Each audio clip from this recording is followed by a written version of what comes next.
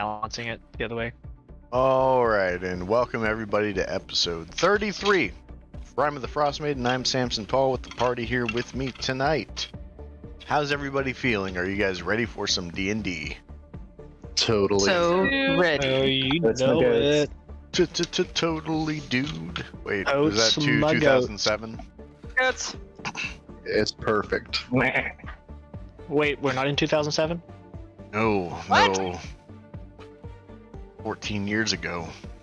Oh no. Dude, I've been watching Lost and for the first time, and my whole concept of time is just completely out the window. Lost all sense of time. Maybe you and Lex should have a talk. Maybe we will. Maybe that will happen. Oh, well, in Yeah. any case, 14 years by 1300.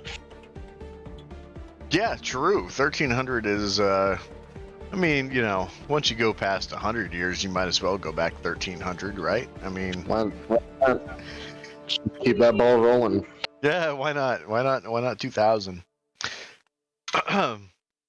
But in any sense, since Chris is not here, we'll plug the tavern for him.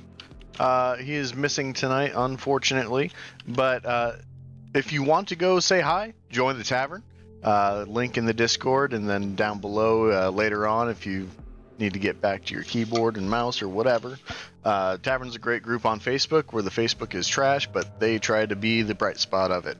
Totally inclusive D&D meme sharing group that has a lot of contests and other giveaways and a lot of themed days to participate in, so give the tavern a shot. If you don't have the link and you're listening on YouTube, search the Facebook for The Tavern D20 and join the group. It's a good place. You'll enjoy it.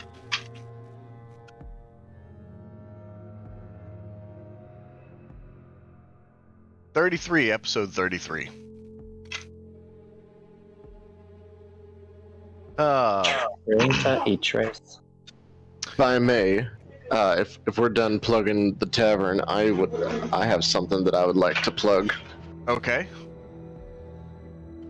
So, come the end of August 28th and 29th, for all of our local listeners, we will be putting on a shadowcast of Repo, the Genetic Opera. We started rehearsals this week. In fact, almost half the party is involved. I've got Billy here as my assistant director and also playing the evil Roddy Largo, Clara Plas as Shiloh, and Andy Finney as Pavi Largo. And, it is going to be a really fun show, and $15, or you can get online once the event page is up and get $2 off your ticket. It will be a lot of fun, and we hope to see you there. It'll be a bloody good time. Yeah, be sure to get those tickets as they come out, because they normally sell them out and quickly. So jump on that opportunity once it becomes available.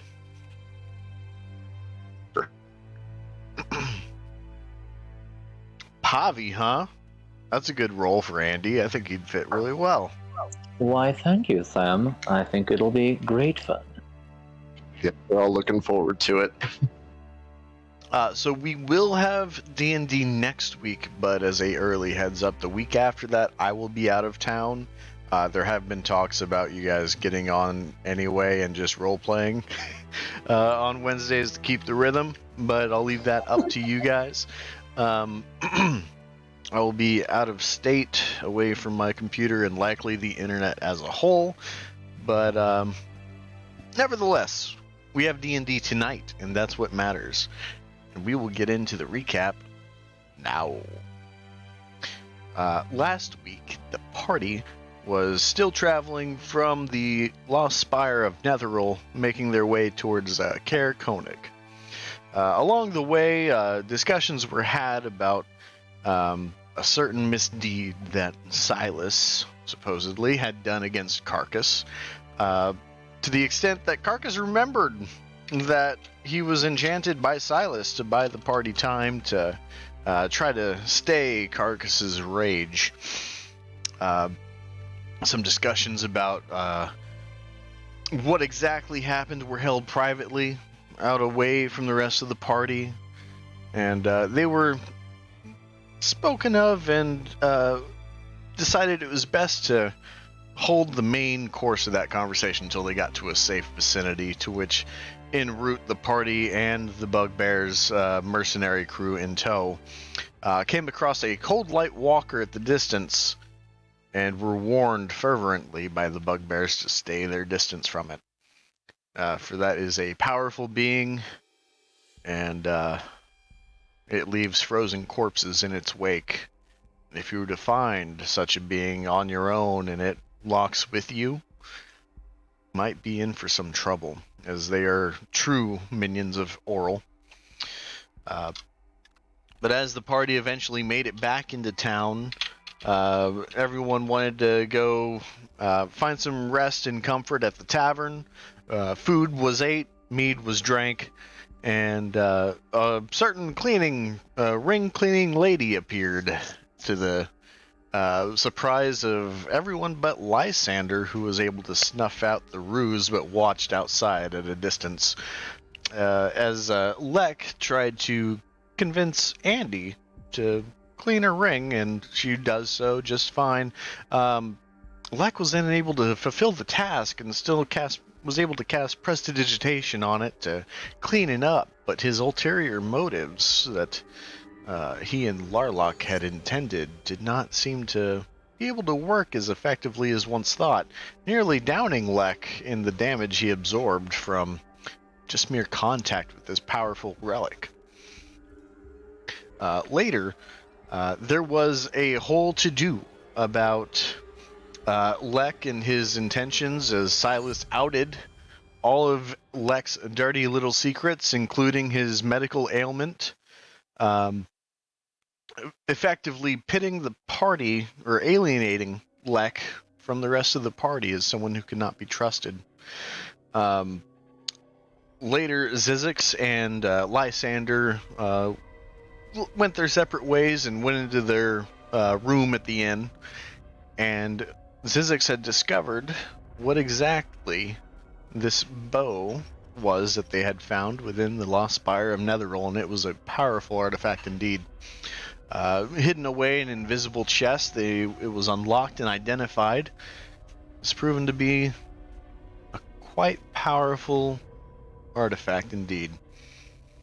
From there, I believe everyone was about ready to head to bed, but we ended on a long discussion between Silas and Lek noting that Silas could be his only ally, as he has been distanced from the rest of the party, and a mutual, what would you say, Lek, admiration of the chess move, I guess. Yeah. I did lead with that as kind of my whole big thing leading into that conversation. It was certainly admiration, respect. And led to a little bit of a give and take, as Silas disclosed some information that he held dear to him, as perhaps a olive branch, as no hard feelings were to be really held towards one another at that point. Is there anything that I left off that anyone would like to add?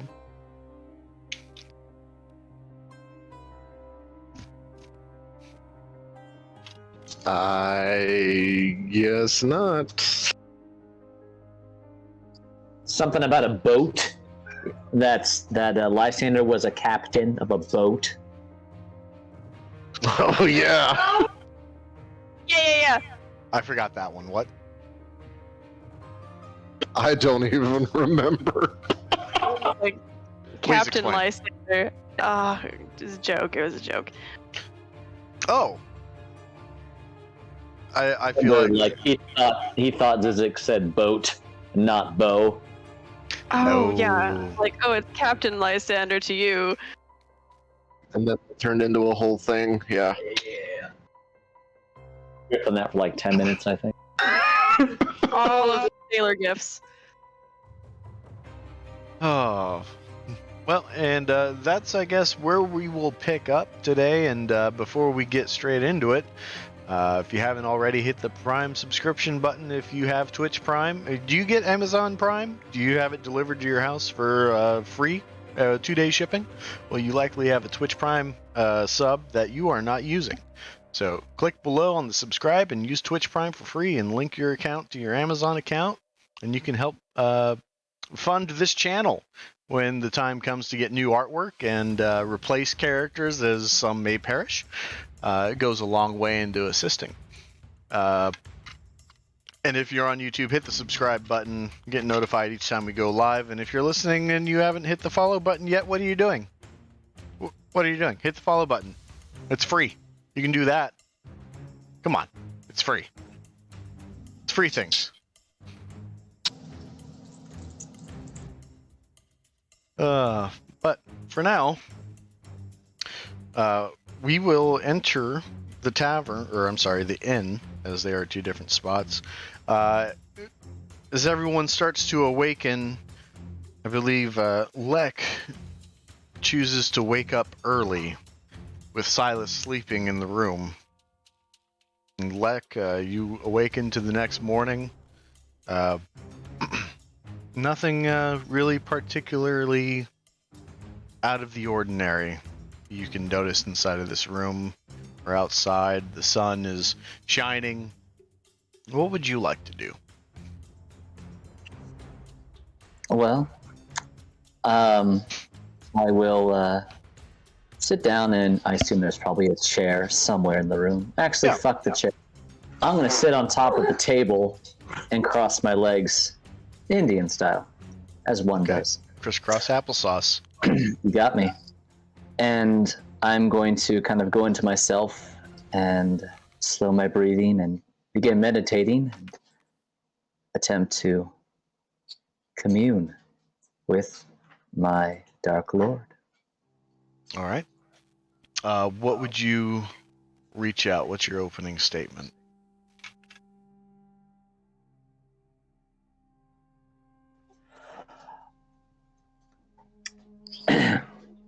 My lord, I come with a gift.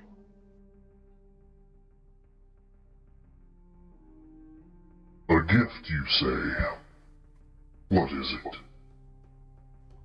Well, I'm sure you are well aware that things have not exactly gone to plan, and perhaps even my loyalty to you has come into question.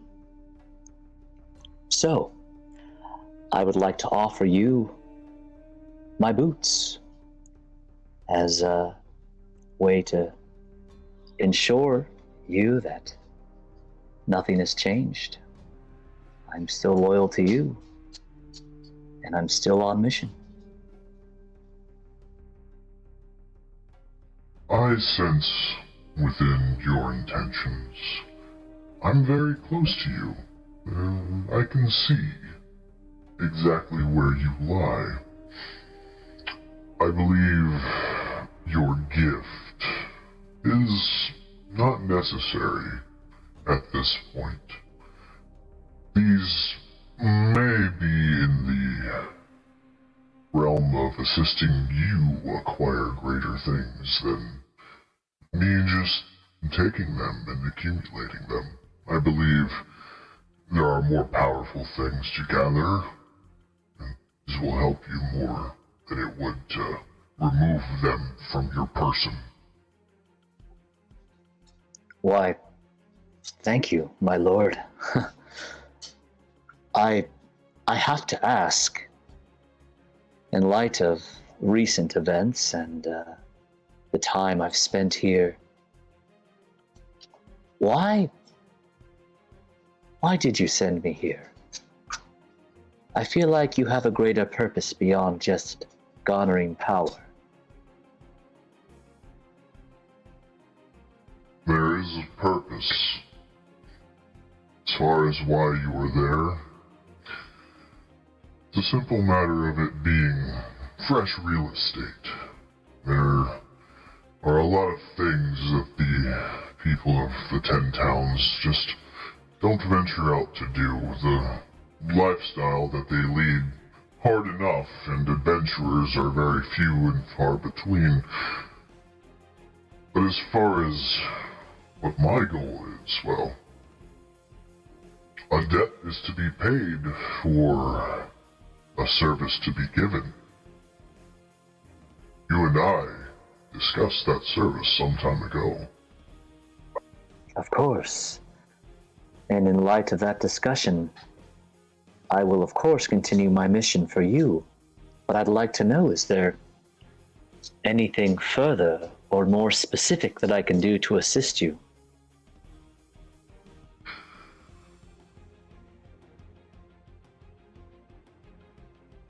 If you would like. Though, what you've given me so far have been very pleasing to me, and I acknowledge these gifts that you have given so far. If you come into more of them,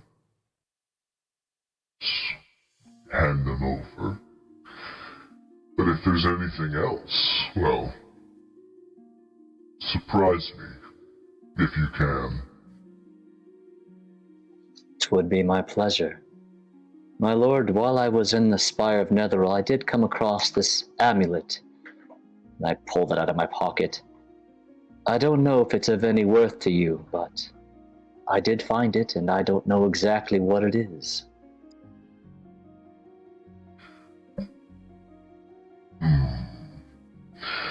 I do not sense a powerful magic living within this amulet, but there is magic there. No. I shall endeavor to put it to use so that I can better serve you then. As you wish. That is fine by me. Very good. Then I will continue. And I thank you for your continued faith in me, despite the setbacks I have endured. That ring is a powerful relic. It's very upsetting to me that we could not acquire it, but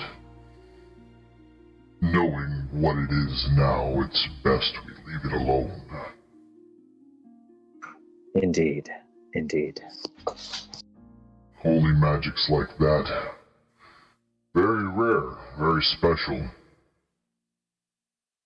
I will continue to work to figure out how best to acquire it safely.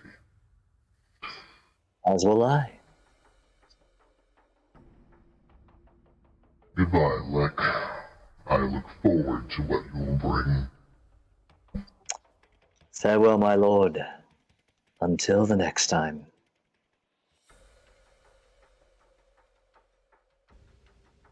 And with that, Silas kind of moves around in his sleep and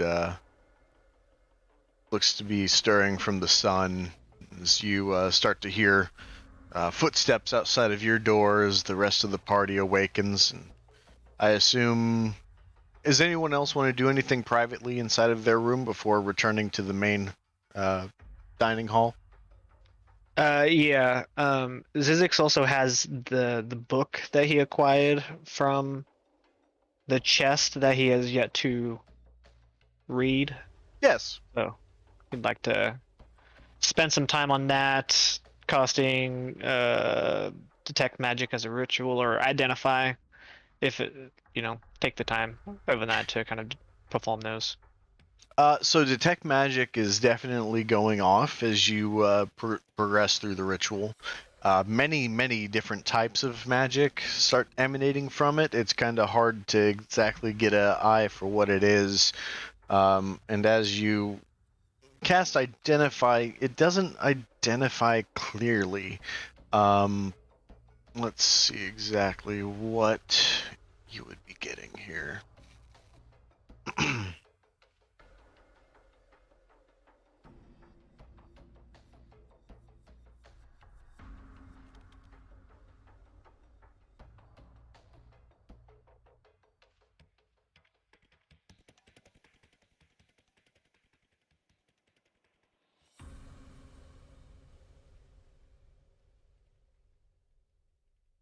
So, with your identify spell, as you cast it, you notice particular spell that emanates from you, and it's or emanates from the journal or the book that you have, and it's uh, oh,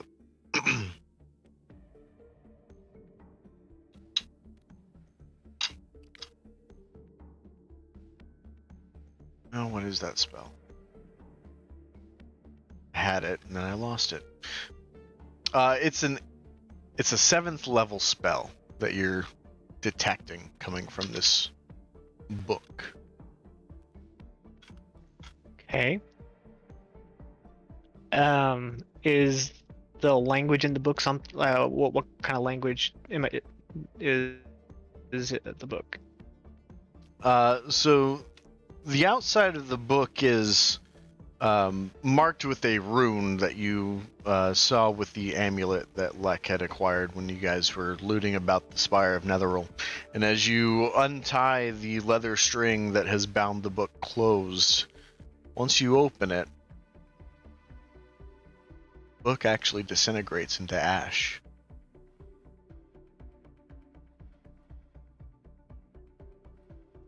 What? Seems to be the last little bit of your identify spell. It was a very powerful spell book, but obviously seems to, with your power of deduction, that there was perhaps a hidden special way or some sort of identifying way to open up this book, but with no ability to understand what that safe way to open it was, it just disintegrates upon itself. Well, I'm calling shenanigans on that. That's as written. Still calling shenanigans on the authors of the campaign. Chris Perkins, do not take this slight personally. He follows Brian on Twitter.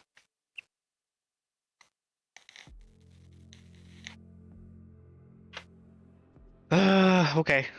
Then with that, I still have some potions that I received from Lek that I need to kind of try and identify as well. How would I go about doing so? Well, let's see. Lack, where did you get those potions from? I got them out of the upside down chest in Netheril. I was a better catch than Zizix. Yes. And I had the key. I was like the key guy. A lot of good that did me in the end. No, these were the ones that you traded me for the belt. Oh, the blue and the green? Blue, green, and teal. Teal. That was like 7 sessions ago plus. Jesus. Yeah, I haven't looked at them yet.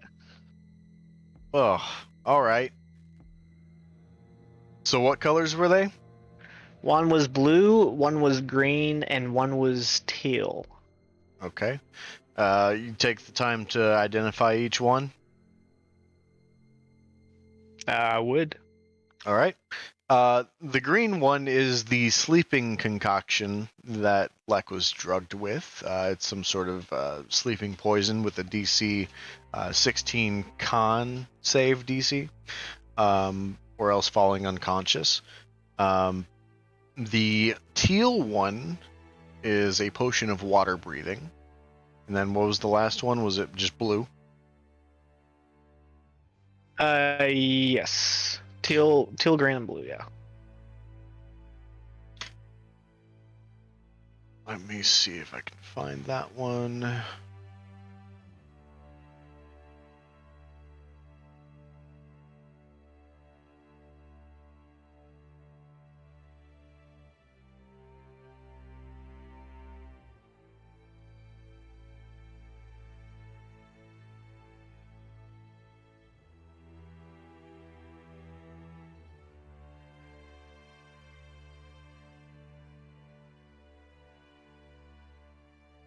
That is a potion of speed.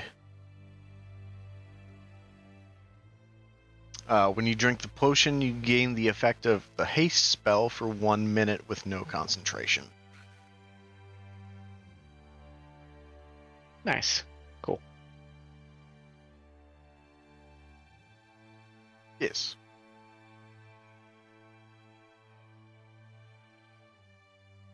Anything else from the ether that you would like to identify while we're at it? One sec.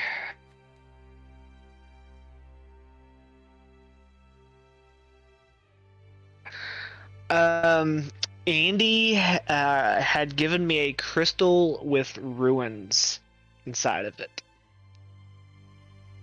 So Morandy. Classic.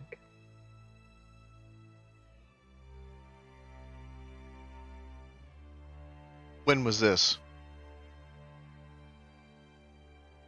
I don't remember. If I gave it to him, I probably didn't write it down. I want to say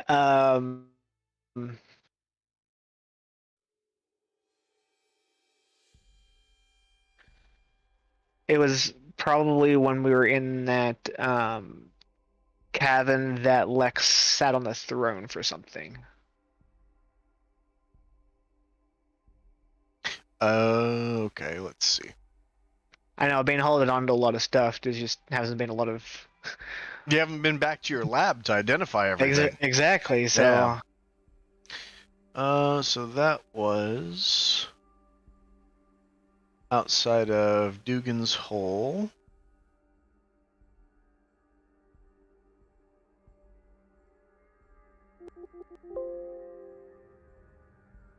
So you go about trying to identify that.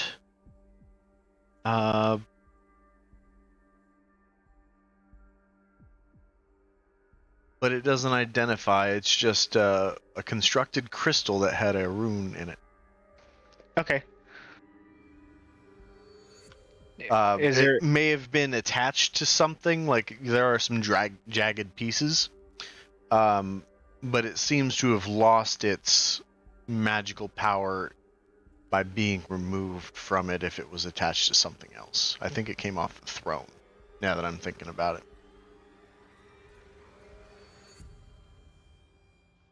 okay? Can I garner a perceived value, like monetary value of that? Yeah, go ahead and make a, let's make that insight.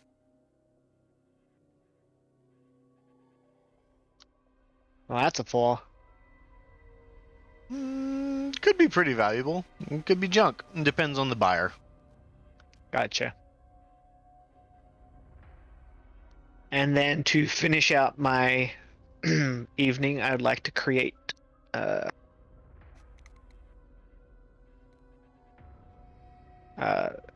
3 potions. All right, go right ahead.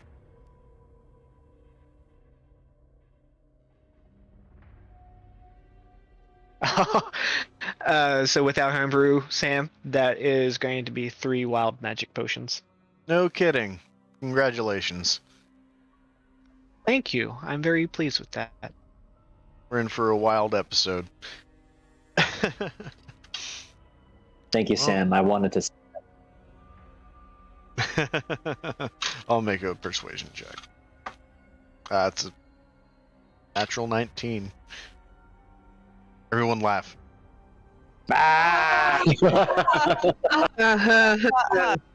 Claire is the best fake laugh.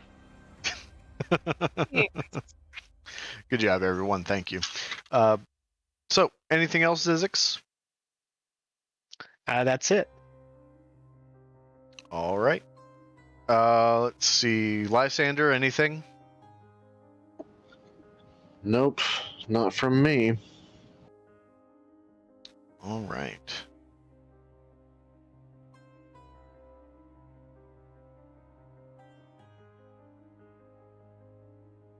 So then we'll move on to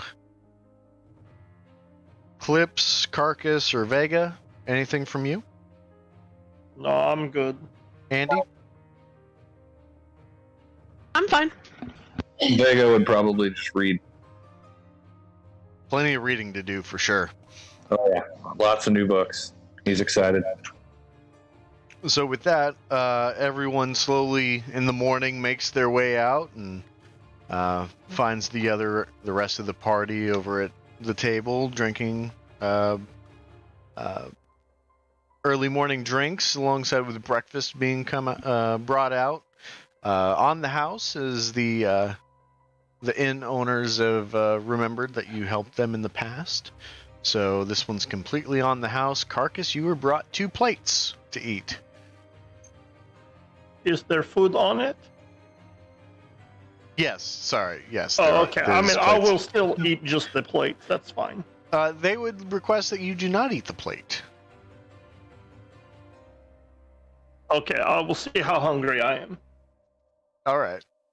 So everyone is getting their breakfast as the table sits quietly, as Silas seems to be within his own mind at this moment and looks very introspective. What would the party like to do?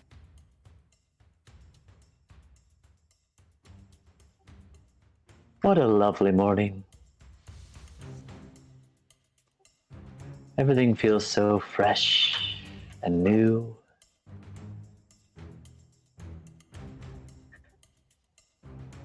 Say, weren't we going to track down some kind of magical hook for a job earlier? Kill some gnomes? Fish. Just for you, Eclipse. Yes. I mean, we totally all share it. Yes. Oh yes, I'm obviously of the same mind, no doubt about it. Did anybody follow up with the family that was dealing with a null problem? We got a bit distracted, if you will.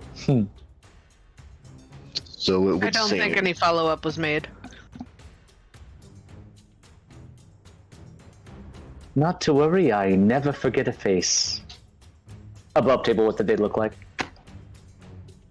I mean, they were kind of very forgetful. Brunette. This woman was a little overweight, but I mean, it looked like she was a cook of some sort as a profession. No Great. I'm distinguishing gonna marks. take a look around the tavern to see if she is there. Go ahead and roll investigation. Sherlock Holmes. Indubitably. That's a 14. 14 en español. No sign of this individual that you're looking for at this point. Ah, it appears they are not here. Well, I might recommend we inquire with the barkeep, see if they come in regularly. That's my approach. Do it as you will. Sounds like a novel idea. Oh, great. Then I'd be happy to talk to the barkeep unless someone else would rather. I understand either way. Go ahead, Lek. What? Very good. Is it a different barkeep than the one that was there last night? No. The 2 sisters are still running this inn. So you can go ahead and approach her as you wish. They were eating at the inn, not the tavern. Okay, sorry. My bad. No worries. Excuse me, madam. But, Yes. there was a woman in here, above table. She was actually in the tavern, not in the inn, correct? So, Oh, yes. That's true. Good catch. right. You wouldn't happen to know a woman who looks like, and then I describe exactly how you said they look. Okay. by chance? Uh, Wink? it's a very, very generic kind of description you gave of no fault of your own, I'm sure. Let's see. No, I can't think of any one particular person that I was not familiar with. Is there anything in particular about what she was saying? I hear all kinds of things. Well, she was talking about this magical fish hook that had been stolen by some gnolls, and we didn't have a chance to get more information about that yesterday, so I was trying to track her down today now that we're all thinking about it. Oh, well, I think I did remember overhearing a lady looking for a group of adventurers to help them with a gnoll problem. I believe it was fishing gear that had gone missing. Yes, that's right. Where were they from? She wasn't local, I can tell you that, and locals tend not to stay away from their own town for longer than a night.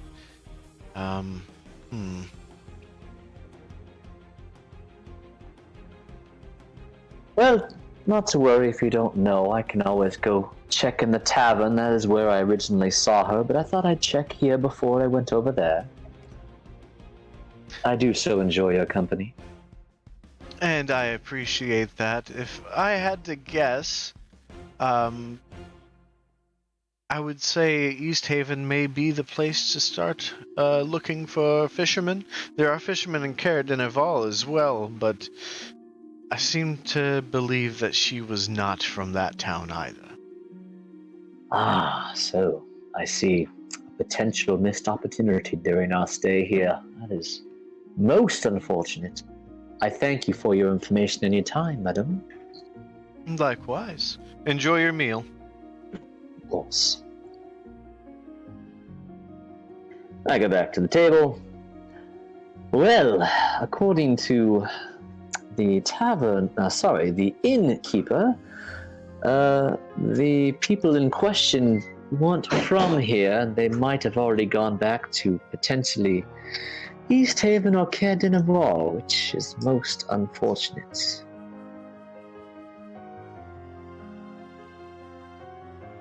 Well, we're Your mic's messing up again. No, it's bad.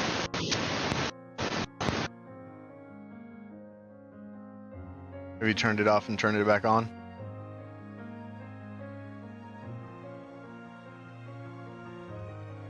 Did you take out the cartridge and blow on it, then put it back in?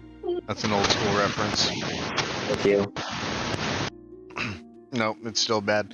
You need to Google. I don't know. You need to Google HyperX.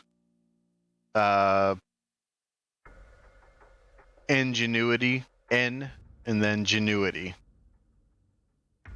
You need to install that software. It comes with the headset. You're probably having some sort of issue with that. Unplug your adapter, plug it back in, one of those things. Or you could check the local weather forecast to see when the blizzard will stop. Because the light knows. True. Thank you.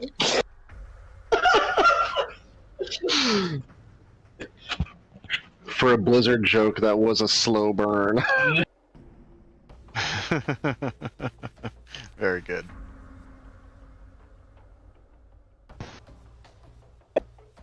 Well, at any rate, obviously Adriana's choking on her meat at the moment, so we'll let her work that out. But before we, give up, we could always go back to the tavern and see if they are there and maybe haven't left or their respective towns yet. Just a recommendation.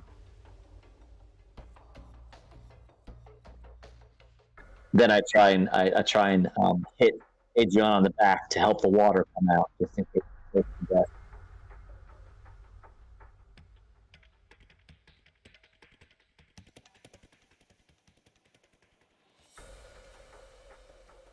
We didn't hear you. No, Nope, you still didn't bad. Yeah, still bad, yes. Restart your computer. I mean, what else can you do? What was her suggestion, Sam? What was your suggestion?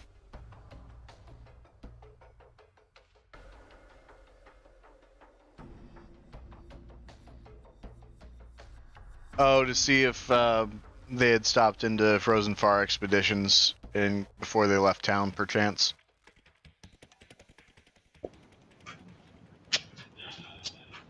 I'd say that's probably a good place to look next. Good thinking, Andy. Might I recommend we split up? Some of us go to the tavern to check, and some of us go to Frozen Far to check.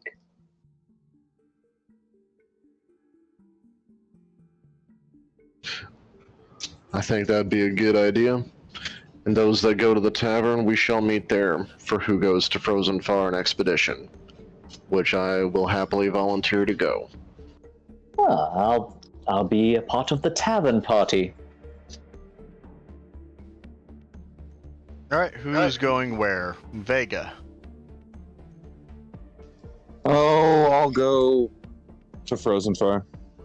Okay. Who else is going to Frozen Far? I'll go. As I said. Yep. Just a reminder. Zizix, Carcass, Eclipse. I'll be the tavern with Fleck. Okay. I knew you cared, Eclipse. Yeah. Don't let it go to your head. Zizix will go with Lysanda and Caucus. All right. Silas will attend with the people going to the tavern. So we'll head over to Frozen Far. So that was Carcass. Which way were you going? Andy was going to the tavern. I don't know who you're planning on sticking with.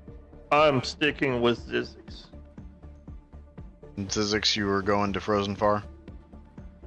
Yes. You guys make your way into Frozen Far Expeditions, and Atnus Swift is sitting at the counter, and he says, welcome. How can I help you? Well, real quick, on the way there, see, I did not hear about this until later, so I don't know who it was. Did Zizix or Vega or anybody else hear about this potential job opportunity? I did not, I don't think. Yeah, I think it was Lek who had made his way to the bar at some point. That's usually where these things are heard. And then maybe Silas, but Silas isn't here either. Oh, cool. So the party that's going to look for this woman doesn't even know specifically what she looks like. Well, right? Is that okay? He disclosed, he gave that information. Okay. And then he also relayed the information of like where she's from, what happened, that kind of thing. Okay, then I'm gonna ask Atlas Swift if he has seen all of that information. All right. And he looks to you and he says, yeah, there was a woman who came by hoping to look for any adventurers that might be interested in taking her up on her offer of help, or her plea for help. But I unfortunately had to let her know that we didn't have any active groups of adventurers that stay in this town like in other towns. I see. Do you? How long ago did you speak with her? Last night. Did she happen to mention where she was going? No, but I know if there's any place to go from here, and she did not look equipped to handle the wilderness, she would have taken the road south to Caridenival. And from there, possibly back home to East Haven. I see. Yeah, evidently, part of our group ran into her last night at the tavern and overheard her, but unfortunately, well, the drinks were flowing and other things happened. We got distracted and forgot to follow up with her. So we hope to catch her. Thank you very much for your help. Anytime. Is there anything I can interest you in? Good question. And does he have anything new that I can see? There seems to be new restocks of existing goods that he had. You do see a new dog sled that had been mounted up on the side of the wall there, and the baying of dogs from the other side as well, coming in strong.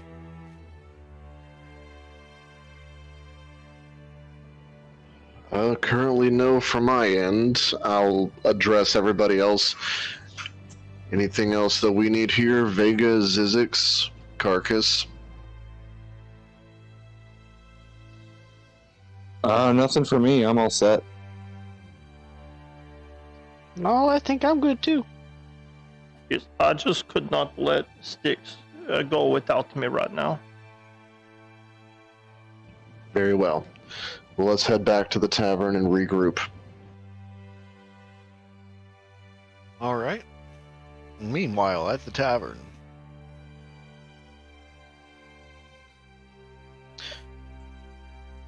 You enter and you find the early morning people coming in for breakfast, and you then also notice Dragonborn that you recognize, Andy and Eclipse.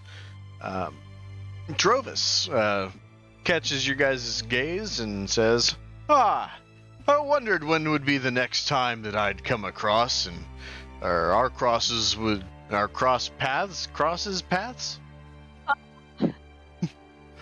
And you see that Trovis is about 3 bottles of wine deep this early in the morning. Are you feeling okay? Never better. Never better. It's, I was sober for that town speaker meeting, and I had to catch up, Yeah,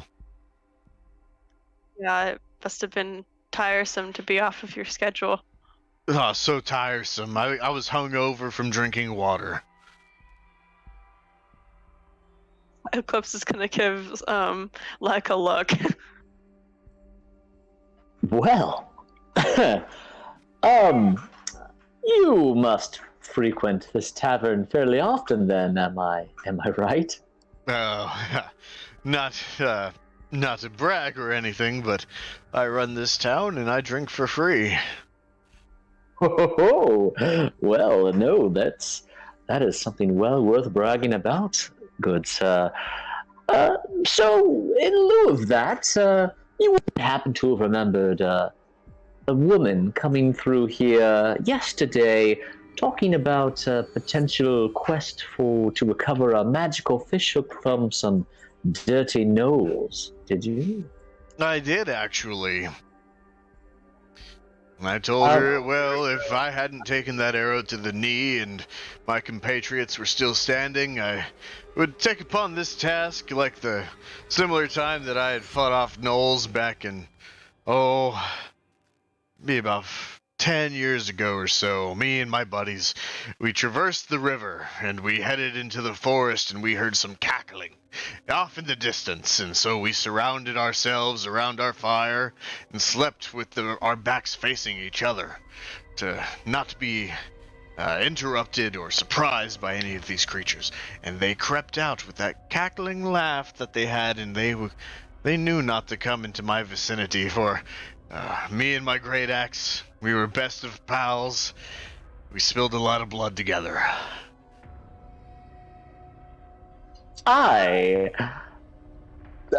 Indeed. So you wouldn't happen to know? Not but one, but two. 4 gnolls were slayed that day by my axe. My compatriots had their fill as well, but we were able to make quick work of them. Yes, that was the day. Oh, good old days. I have no doubt that your axe kissed the most gnolls of the group, without a doubt. But I wonder, on another note, do you know if she's still around? We didn't get a chance to speak with her yesterday, and we are interested, but I'm afraid she may have flown the coop. Well, if she was still here, I assume she would have stayed at the inn. Well, I don't suppose you've already checked there already. Yes. Well, we do have the rest of our party checking in at Frozen Far, so hopefully they'll have some information to point us in the right direction. So, in the meantime, I don't suppose we'll just, if you mind if we have a drink with you while we wait? Sure. Bottle, as he calls out to the tavern keeper. And I've noticed you have wine. Look, Silas, I don't suppose we could have some wine with you, could we? Says, I have the only stores of wine in all of the 10 towns. Well, we would not want to presume. Silas and I both have a bit of a love for wine, so I absolutely understand the desire to keep that to yourself. I would be much the same. Not to worry, my friend. No, not at all. You can take this bottle with you. Why, thank you, good sir. And I will take the bottle of wine, and I will pour myself a cup, and pour Silas a cup as well. For the moon. Let's see. Miranda, is your mic working? I don't know, is it? Yes, it is. Okay, great. Just wanted to check. Yeah, so he hands over a bottle of wine as it's brought to him, and he says, anything for Silas's angels. Thank you so very much.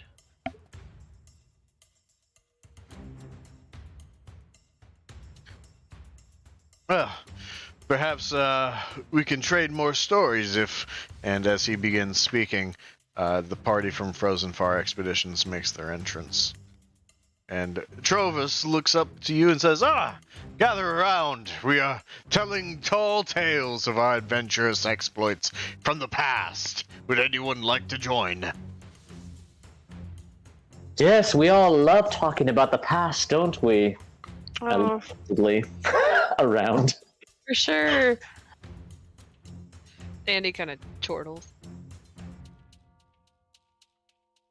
And thus begins Trovis's long, detailed story with a lot of extra information about how he continued with his company through the woods, past the knolls, and onwards to swooning over a fair maiden in the next city who turned out to just be a changeling and stole his heart.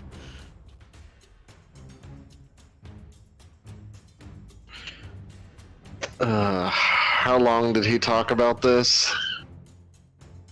30 minutes. Oh no. So, did you happen to turn up any information about where we should head to catch up with old Fishhook? I step in and say, well, Atlas Swift did happen to run into her. And as she couldn't find any help or any adventurers willing while she was here, she made tracks to Caer Dineval, back to East Haven. So if we're going to check, or if we're going to catch her, we should probably head out now. Oh, that's perfect, because that's right on the way to where we want to go anyways, so let's depart. I tip my hat to Trovis and say, Till next time, my friend. Haha! Till next time, Lysander. Perhaps you will have a story to tell from your latest endeavors. Perhaps you may. Time will tell. The narrative is only getting more exciting. Did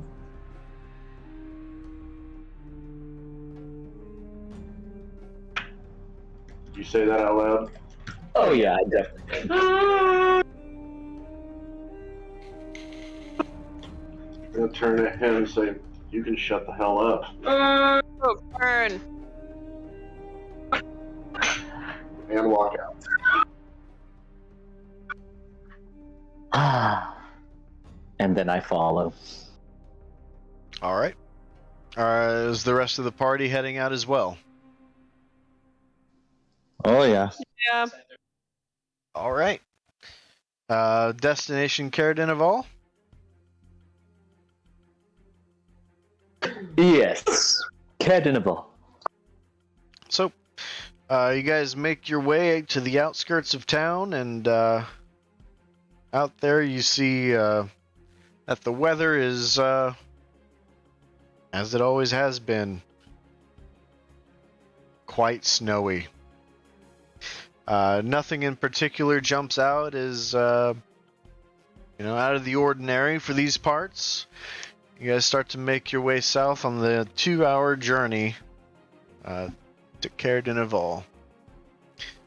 Someone who is leading, make a survival check, as this is to your established base, essentially. Go ahead and roll that with advantage.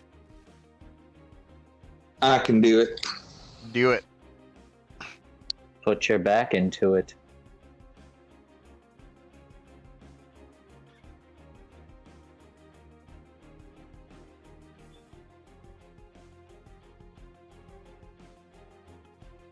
That would be a dirty 20. Dirty 20. Very good. No real encounters along the way, just a peaceful trek into Caradinaval through this light snow. And as you arrive to this large fortress sitting on top of the hill, where would you guys like to go?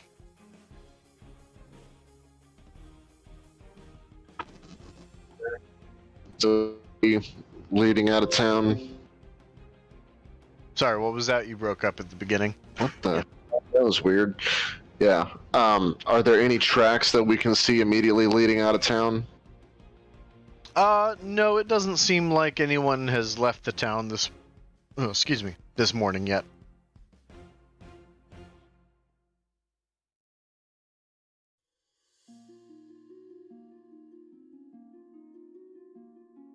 Oh, I'm sorry. I wasn't clear. Having left where we were on our way to Caradinaval, did we see any tracks on the way? Oh, gotcha. Go ahead and make a survival check.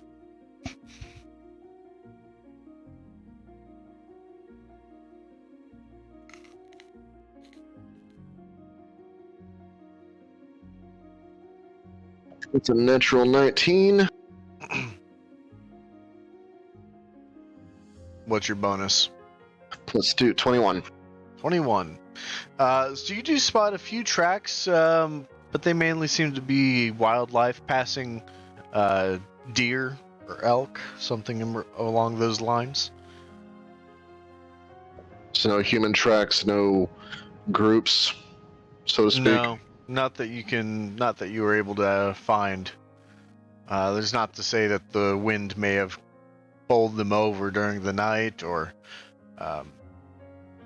you'd think that those tracks that you did find were a few hours old, so nothing recent.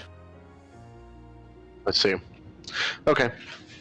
I guess we'll move on then. Okay.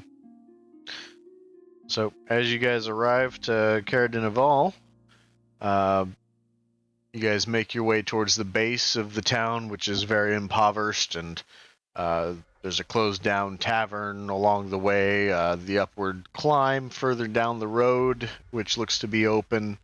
The other inn looks to be closed shut, and has been since you guys had first arrived here. Would you guys like to go to the tavern first, or would you like to go up to the fortress? Have we ever actually gone to the tavern in this town? I feel like every time we just go straight to the fortress, right? Yeah, the tavern has always, well, been closed, or if it hadn't, then yeah, we just go to our fortress and drink, or rest. To specify, the inn has been barred shut, but there is a tavern at the base of the mountain that's called the Upward Climb. Oh. I don't think you guys have been in there. Let's check it out, yeah? Yeah. The seat of hot gossip. Let's go. Hot goss. Yeah. All right. So you guys make your way to the Upward Climb, and inside you see a fairly nice bar. It's, pretty run-of-the-mill, but everything seems to be kept up pretty good. You see a middle-aged man that's manning the bar himself, and he looks to you and he says, welcome to the Uphill Climb. Name's Rourke. How can I help you?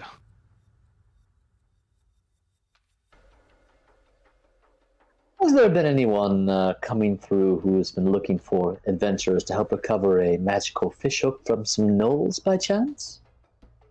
That is completely random, but no. A magical fishhook, you say?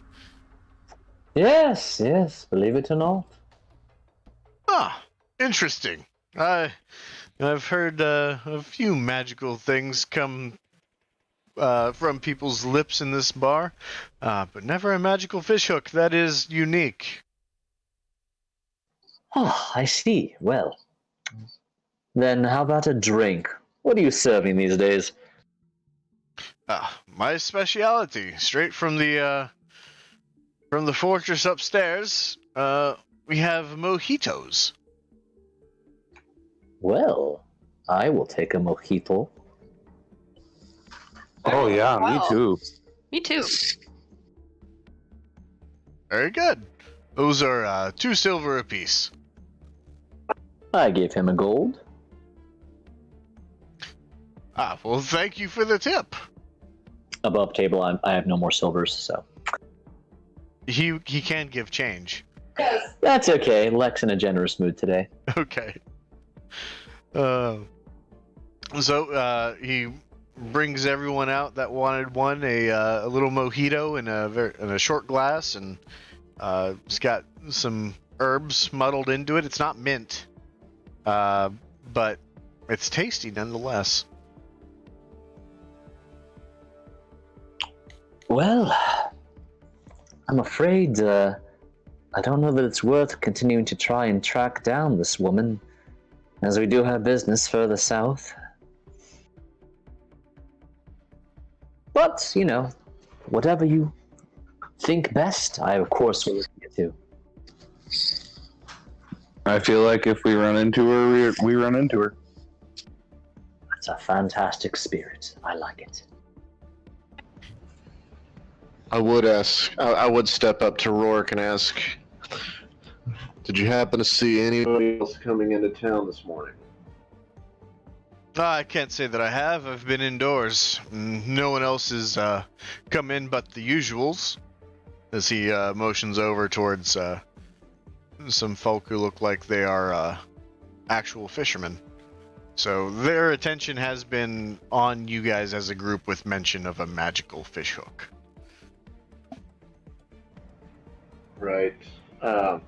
Would there be any other businesses open that would take in weary travelers or anybody passing through? Well, the innkeep has been closed for some time now, unfortunately, so unless they hold up themselves and inside that inn, an abandoned inn, they could have tried their luck at the the fortress on top of the hill, but they don't take anybody.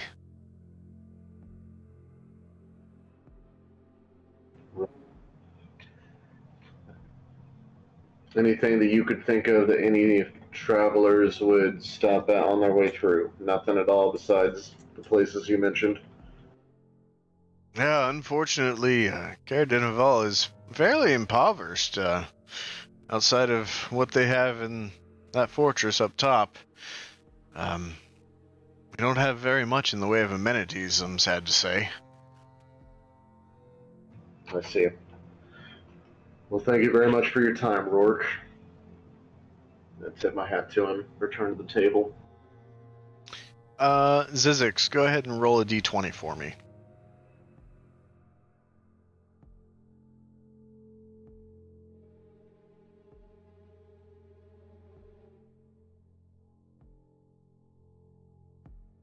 Rocking a 5. All right.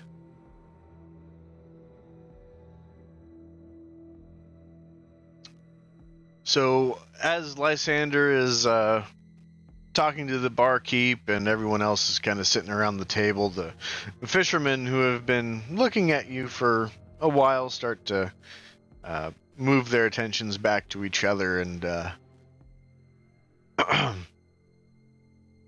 you overhear one talking about a particular black cabin. He says that apparently there's a old black cabin that's been around forever, and nobody knows who built it. A lot of folks get bad feelings about it, claim it's haunted. But there's a gnome in Bryn Shander named Copper that might know a little bit about it.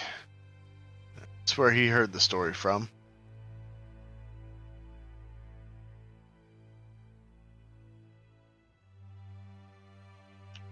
Do I just kind of overhear them, or is it pretty obvious that they're talking about that? They're talking about it openly, so yes, you overheard, and it's not directed at you. It's just amongst themselves. Okay, Zizix will kind of approach them and say, excuse me, sirs? Ah, yes, little one. You guys are talking about a black cavern? Cabin? Yeah, just a black cabin. It's supposedly haunted, but I mean, who believes in, well, I shouldn't say that. I've seen a ghost. And then he starts to get wide-eyed, and his face gets distant. Yeah, it's not exactly out of the realm of possibilities. Haunted by what? And as a brief few seconds pass, he kind of shakes his head and looks back to you, and he says, I don't know exactly, but I think Copper might have a better idea, maybe. He seems to be one of the few that know about it. Does he have a store? Copper can be found sometimes in the House of Morning Lord. I see.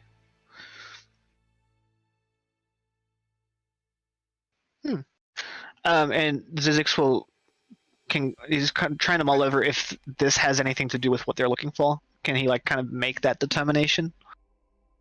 Or if this is just something completely different? Well, from all the conversations held this morning that the direction that other people are pointing you to would be East Haven as a potential residence for this individual that you're seeking, while this one's directing you to Bryn Shander. So you would surmise different. Gotcha.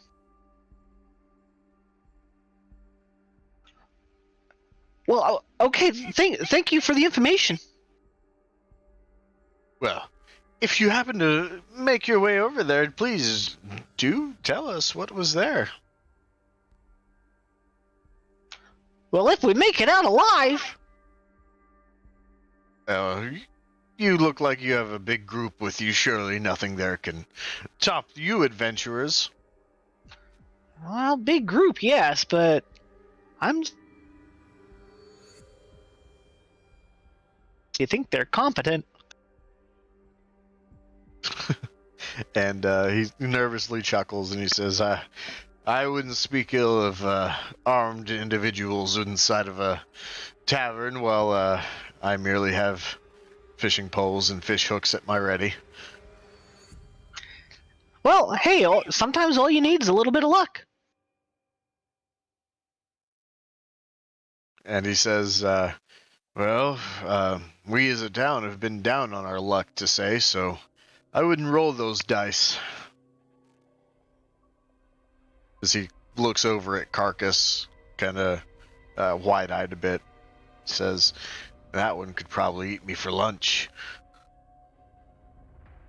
Well, he tried to eat that one yesterday. And he'll point to Vega. And another fisherman is sitting next to him, and he says, don't give yourself too much credit. I bet this one could eat you for lunch. As he points to you, Zizix.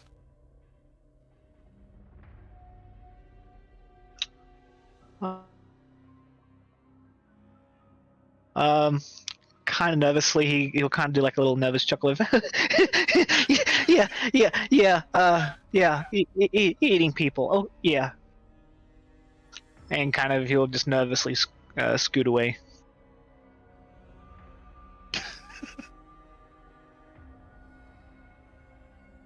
All right.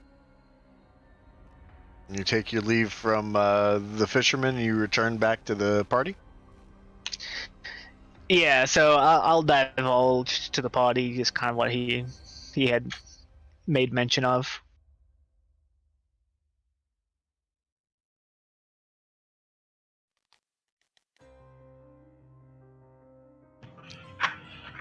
Where did you say this cabin was again? Sam, remind me, it was just at the top of the hill. The what? The cabin? Yeah.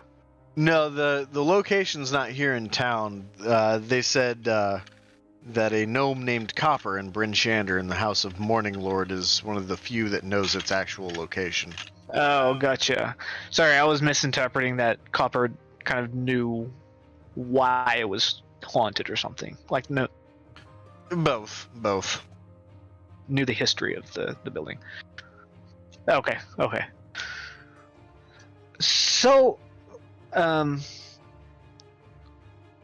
anyone know how far Brinchand is? It's not in the direction we are trying to head to get the mind flayers, I will say, according to my map. So it would be quite out of the way.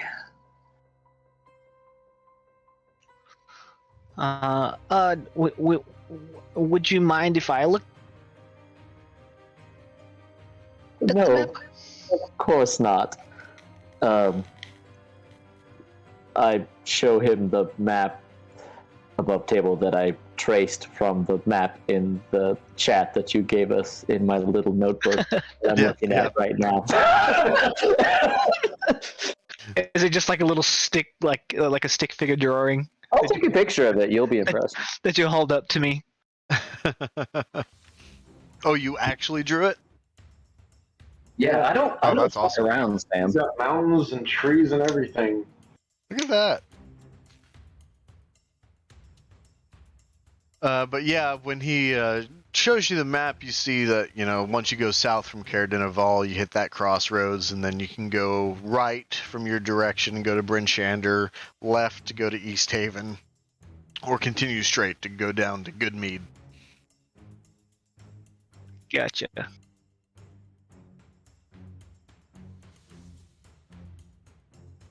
So both things that you have encountered today are out of the way from going to the Mind Flayers, if that's the ultimate goal. So if only there was a good way to travel and travel around here quickly.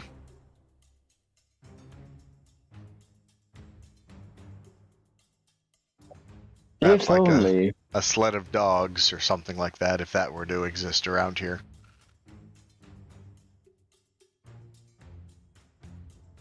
I'm sure those who are aware of such things would probably say so.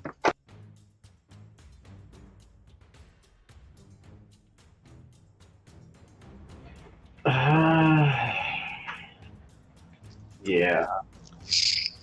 We looked into getting sled dogs at one point, didn't we? Why did we end up not? Was it too expensive? It was too expensive at that point in time, if I recall correctly. And he also didn't have enough dogs. And we also have like a bunch of bugbears with us too. Right, he was short on dogs.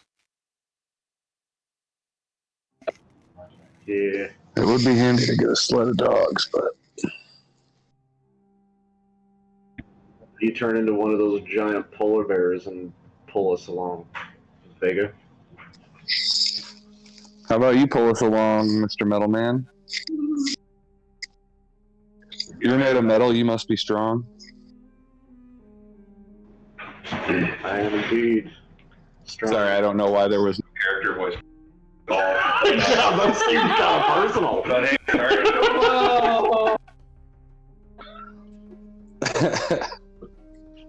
just lost who I was there for a second, guys. I think I blacked.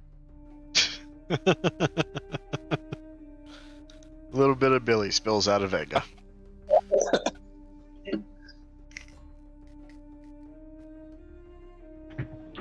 Well, shall we make a stop at the fortress? Since we're in town. May as well, yeah. Well, I've never been, so I'd like to see it just for kicks and giggles. Shits and giggles. Just for kicks and or shits and giggles. Sound it out. It's done. Let's go with kicks. I'm not looking for you to shit again. Very well. Yeah, you really stepped into that one. All right. So, as you guys make your leave from the tavern, Rourke bids you a farewell and a good luck as you guys make your way up the hill into the front doorstep of this fortress that sits atop the hill. You knock 3 times, and an individual bearing a amulet of some sort, Lex, since it's your first time seeing it, radiates just slightly with the icy blue trim around it. Let's see if I can. Yes, that's right. It's a icy blue triangle with a dagger going down through the middle, and he says, welcome. You have a couple of new faces here. Come on in. Kadroth has not heard from you in a while. He was asking if we had seen you passing by.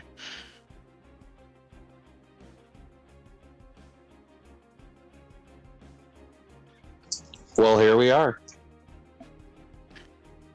Your rooms are ready for you whenever you would like. Dinner can be served whenever as well. We have the cook on shift right now. Dinner would be wonderful, thank you. And let's see, I'll describe this for Lek. As you guys make your way into the Great Hall, this once grand hall is dimly lit by chandeliers that are missing most of their candles. There's 3 long tables in the center of the hall littered with dirty dishes, and a young tiefling servant is slowly collecting.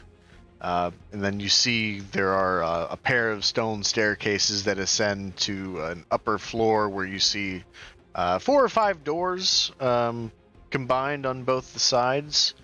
And in the middle of the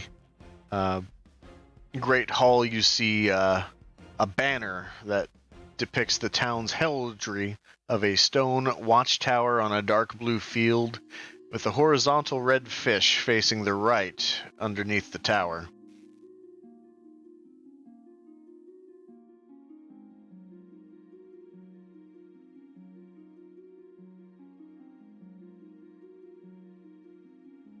Where would you guys like to go?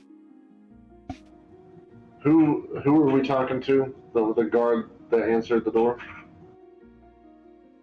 You were talking to, let's see, Thaddeus, I believe was his name. I would like to ask Thaddeus before we go into the dining room. Did you happen to see any travelers going through town today? Did anybody stop here, perhaps? We had one last night, but we turned her away. Did she say who she was, what her name was? She may be the woman that we're actually looking for. We actually didn't give her the time of day. We were not directed to let anyone new in, so when she knocked, quite honestly, we didn't even open the door. We just told her to kick rocks. Did you happen to see what she looked like?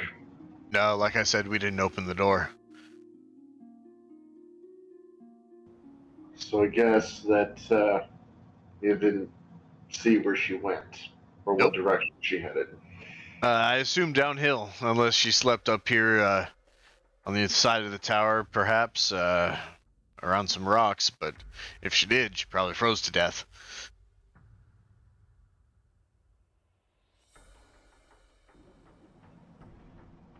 Right. That's really a shame. I'm not saying she did. I mean, only fools would try to sleep outside without shelter. What time did she come in last night? It was late, probably around midnight or so. And what time is it now, Sam? Right now it would be about 11 a.m.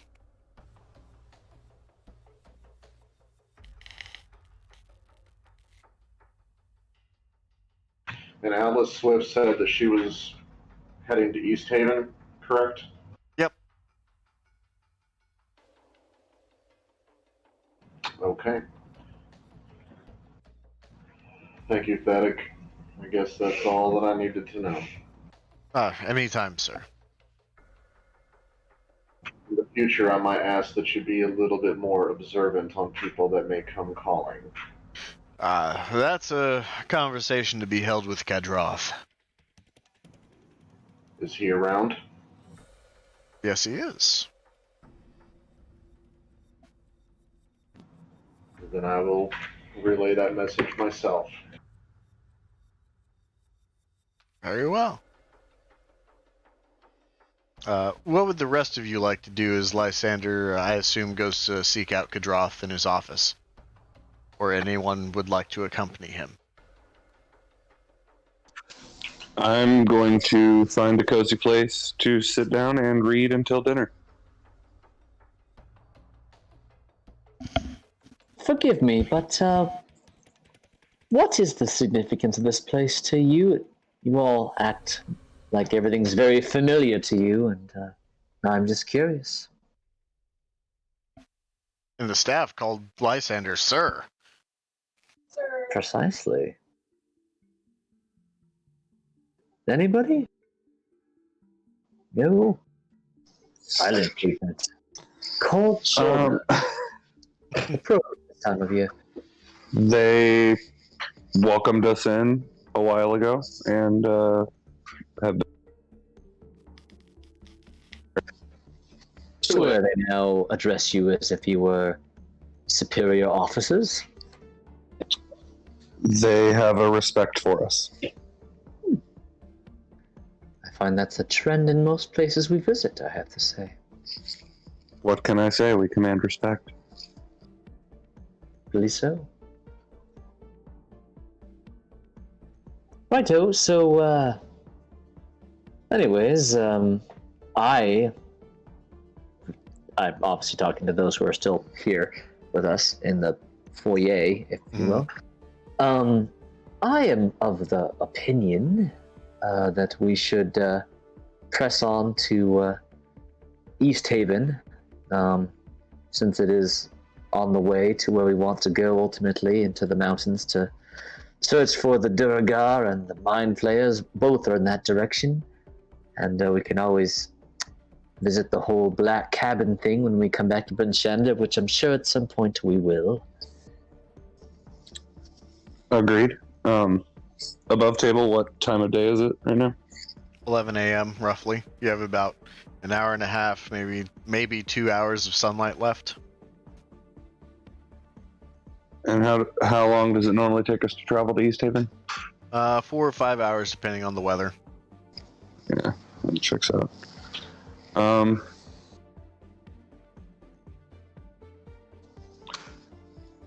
Do we want to press on to East Haven, or do we want to spend the rest of the day here relaxing and eating and making sure we have a nice place to sleep, and then go to East Haven in the morning? That sounds best to me. I think so. Well, if that's what you all think's best, I of course will accept and join. Do we usually sleep here in the fortress when we come here? Yes, we have rooms. No. Very nice. Do they call them quarters in the fortress? Well, I mean, when we got here, he said your room. Right. So I guess they just call them rooms. I don't know why my mic keeps cutting out. I'm sorry. No worries. It's my push to talk keeps like unengaging itself. No worries. Right, You guys well, are in the same room, so you can pick up on the conversation, or at least when you talk to Lek or Lysander. Right. Or Eclipse. Or Eclipse. well, we do have a lot of day left, though, so I'd hate to waste time we do have, just in case there's some other money to be made or quests to be found. Well, hopefully Lysander will find some information from, what's his face, Gwenedick or something like that? Kadroth? Green? Oh, yes. Gwenedict? I knew it was a G. I think I want to my firstborn child Gwenedict now. Oh, man. Welcome. So, Lysander, as you departed talking with Thadic, do you return to the party to seek out Kadroth, or are you going on your own? I would ask Thadic where I would find him. In his office. And do I know where his office would be? I assumed I Yeah, would. you do. Yeah. So, yeah, I would go up to his office and knock on the door. All right. You knock on the door, and the voice erupts from the other side of the door. It says, "Come in if you must." Certainly. So I do. Oh, Lysander. Well, what can I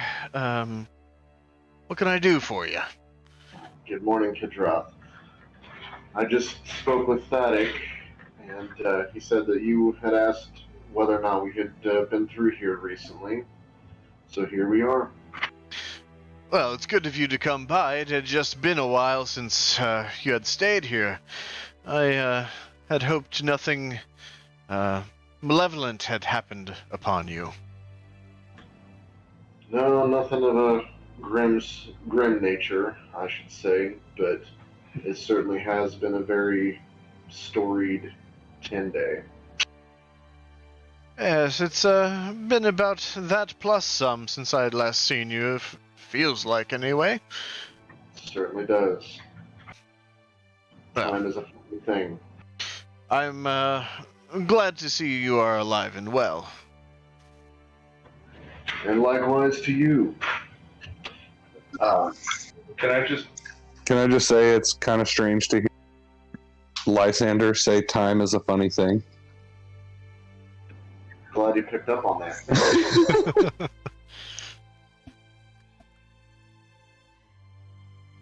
Thank you for that. I thought it was good. It was Proceed. very good. So, anyway, Kadroth. Thaddeus had mentioned that he had turned away a woman that came last night seeking shelter. And in fact, this woman may be someone that we are actually on the lookout for. Thaddeus was not very, well, he was as helpful as he could be, given the questions that I asked. But I did recommend that he may be more observant in the past, or in the future. In the future. I see. So, getting a look at all the rabble that come knocking on our doors, is that what you're suggesting? Well, for your benefit, and if not for theirs, at least you know where they're going, or possibly. See, the thing that got me was, this place is very well fortified with a lot of competent guards and people running it. And I'm not suggesting that it is not well managed, but he could not give me any kind of description of this woman. He did not know the direction that she went. And in this particular instance, that's proven to be a bit of an inconvenience. And there's no way that you would have known that this is possibly the woman that we were looking for, granted. And I don't hold that against you, or Thaddeus for that matter. But he had no idea what she looked like. He had no idea where she went. She could have gone around the building for all he knew. She could have snuck in. He didn't stick around to see what she did or where she went. Well, I assure you she did not sneak in. That is, with as many as well-armed guards as we have, she would have been found. But it is not worth our time, to say the least. I understand it's a bit of an inconvenience in this instance, but many people come to our doors seeking refuge, and if they are not deemed worthy, we do not open the door.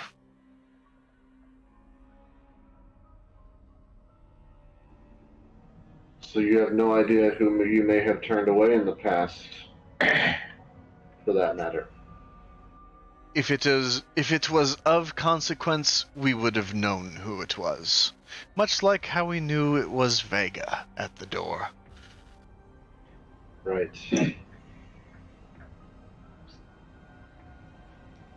Well, I've given you my suggestion. I guess that is all that I can do. Yeah, I apologize for any inconvenience. It's, my orders come from the top. Or below, as they say.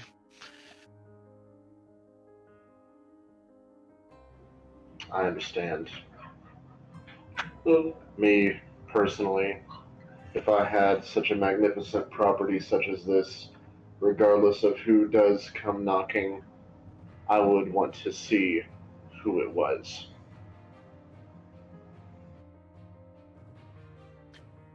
Regardless of whether they're worthy or whether or not I would deem them worthy. That is all. Your mention is noted, and I will pass it along next time I commune with him. Very good. He wants to speak to the manager about their procedures. But the camera's something like God. Hashtag Metal Karen. I resent that.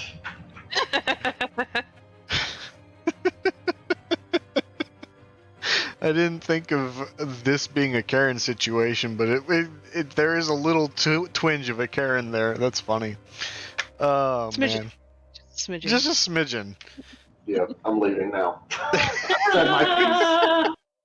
I'm gonna walk away with my non-haircut. He has said his piece and counted to 3. Oh man. So as Lysander departs the office, Vega has found his spot to read down below, and as he's sitting and reading, a voice comes up behind him and says, "Oh, what are you reading? I haven't seen that one before." As you glance back and you see Avarice standing over your shoulder. Of course she is. I didn't even specify what I was reading this time. Let me look at my books.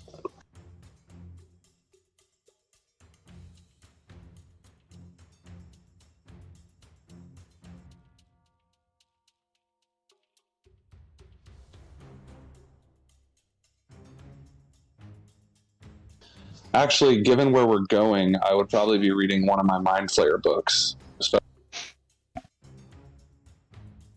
Oh, okay.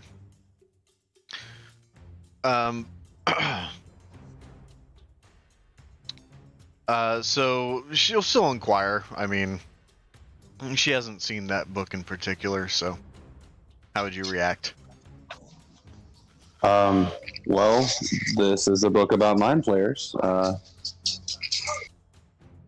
We may be encountering some of them soon, so I'm trying to learn up. Mind flayers in the 10 towns. Possibly. Well, isn't that a frightening thought? Drones controlling drones. Yeah, I suppose. And where are these mind flayers? Well, we're not sure, but we aim to find out. Well, in any case, I haven't seen you around. I thought you had died. It would be a shame for a fellow book reader to perish, but what's this in your pack? As she starts to stick her finger into the pack and says, "Oh, these books are old." Yes, please. With all respect, please don't rifle through my things. I dare say, either they're very old, ancient perhaps, or you just are a shitty bookkeeper. The two aren't mutually exclusive. Well, I can't say that I'm unhappy to say that I'm right twice. Quite. Well, what is it? What's in there? Just a book or two that I found. Where did you find them? Don't worry about it. It is my intuition that says I should worry about it. For something as old as that seems, it's piqued my interest and I would like to know.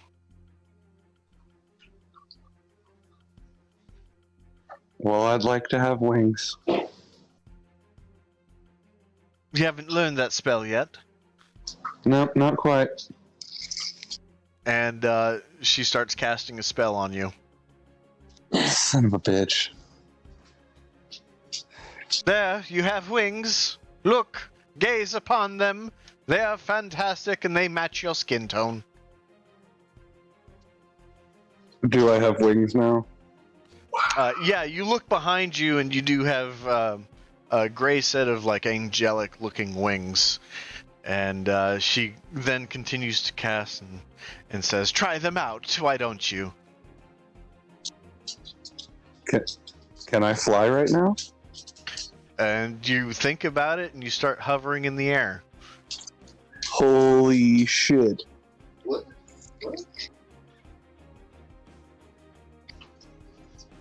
Well, this is quite wonderful. How long is this going to last? As long as it takes for you to give me that book to look at. One of them. There's a number in there.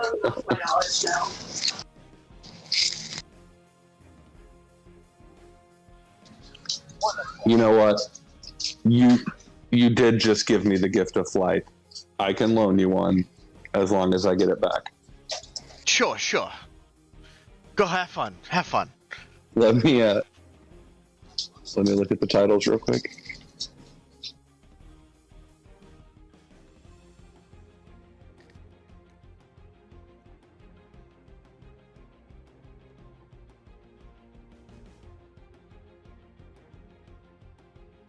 Oh, I have the actual like cliff notes of these that you sent to me somewhere, but I can't find them. So I'm gonna go with Discord messages, I think.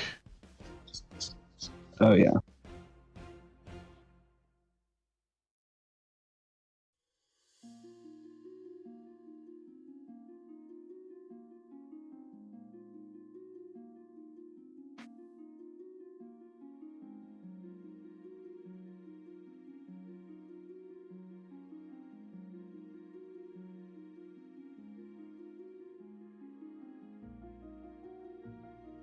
Okay.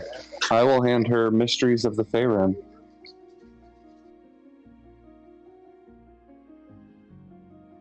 Mysteries of the Fae.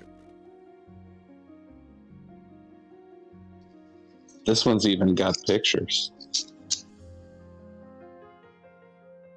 And she takes the seat that you have ascended from and sits down with this book and begins thumbing through it. What would you like to do while you're flying? I'd like to fly up to the nearest party member and be like, hey, look, I'm fucking flying. And it would be the group that is still meandering around the Great Hall.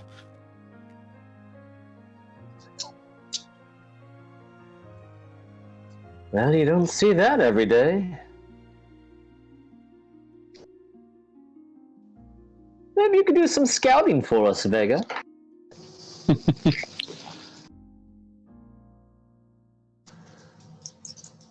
may have seen a horse fly, maybe even a super fly, but I bet you ain't never seen an elephant fly. Eddie Murphy? I love him.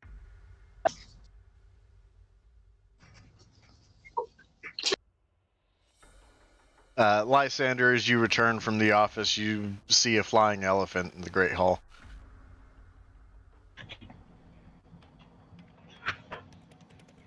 Whoa, Vega. How are you doing? Because I'm fucking rad, bud. Did you learn how to fly? I'm afraid this is most likely pretty temporary. I don't know how long it's going to last, but this would be a gift of our friend there. And I point to, oh shit, I already forgot her name. Avarice. Again, Avarice, that's it. You see her sitting there reading one of my books while I'm flying around. How were you able to, I will go and address her and say, how were you able to make this happen? Oh, the metal man. It's this thing called magic. I study magic, and so I can produce said magic. Whoa. I think I found my new best friend. I always forget how much of a C word she is.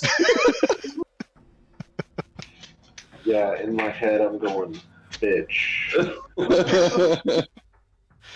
I can't say that out loud, but I will say to her, yeah, that was a very long-winded way of just saying magic.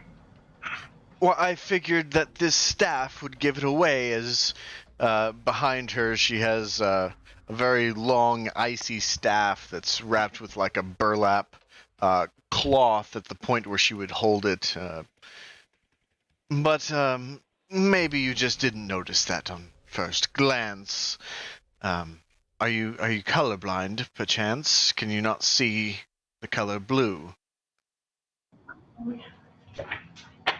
I'm not colorblind, but the first thing that I noticed was a flying elephant. Yes, he's having a good time. Now, if you may leave me in peace, I have a few books to read.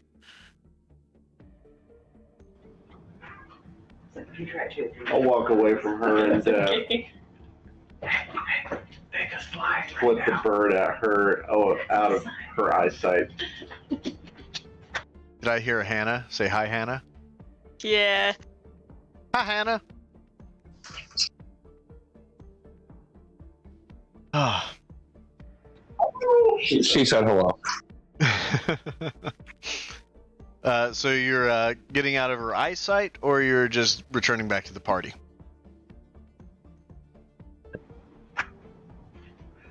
If both is an option, then yeah. Yeah, I mean, there's a corner over by the hearth that, the party's kind of gathered around the fire. You can kind of duck behind so she's not looking at you. But as you did walk away, you saw her perusing a second book. I would like to glance over to see what she is reading. You can't get the name or anything off of it, but it looks like a very old book. The second one that she pulls out. Well, then you know what? I'm going to turn around and walk back up to it and just pick that book up and say, "What are you reading?" Well, if it's and she starts to pull back to the very front of the page, and she says, "It's nothing of your concern."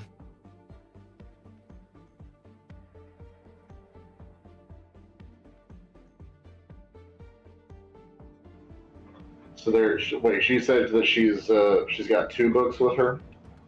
Yeah. Is one sitting next to her?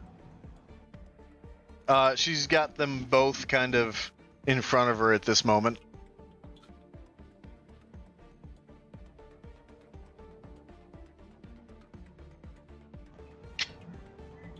Oh, well.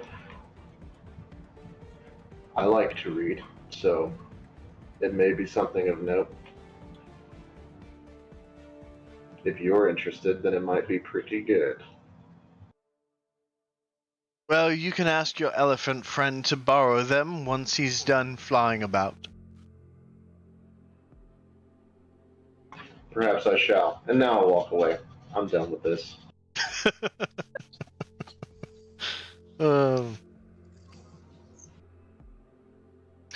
So, as Vega continues to enjoy his flight, after a little while, he starts to slowly descend back down to the floor. Any notable shenanigans you would like to perform during your flight time? Oh, that's a dangerous question to ask me. Well, it's a pertinent one because, first time you're flying.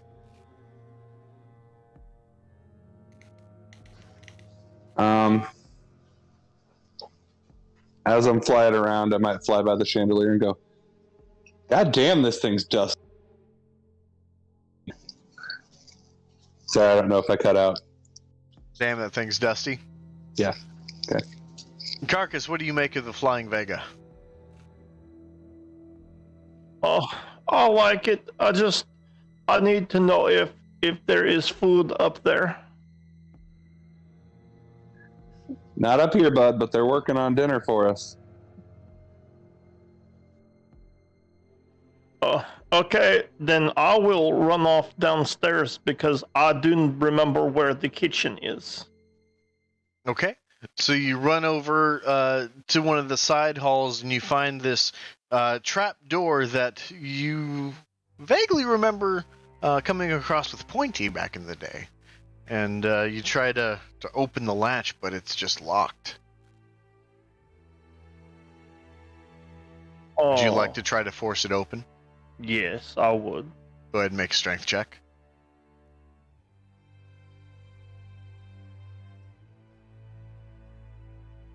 That is a 15.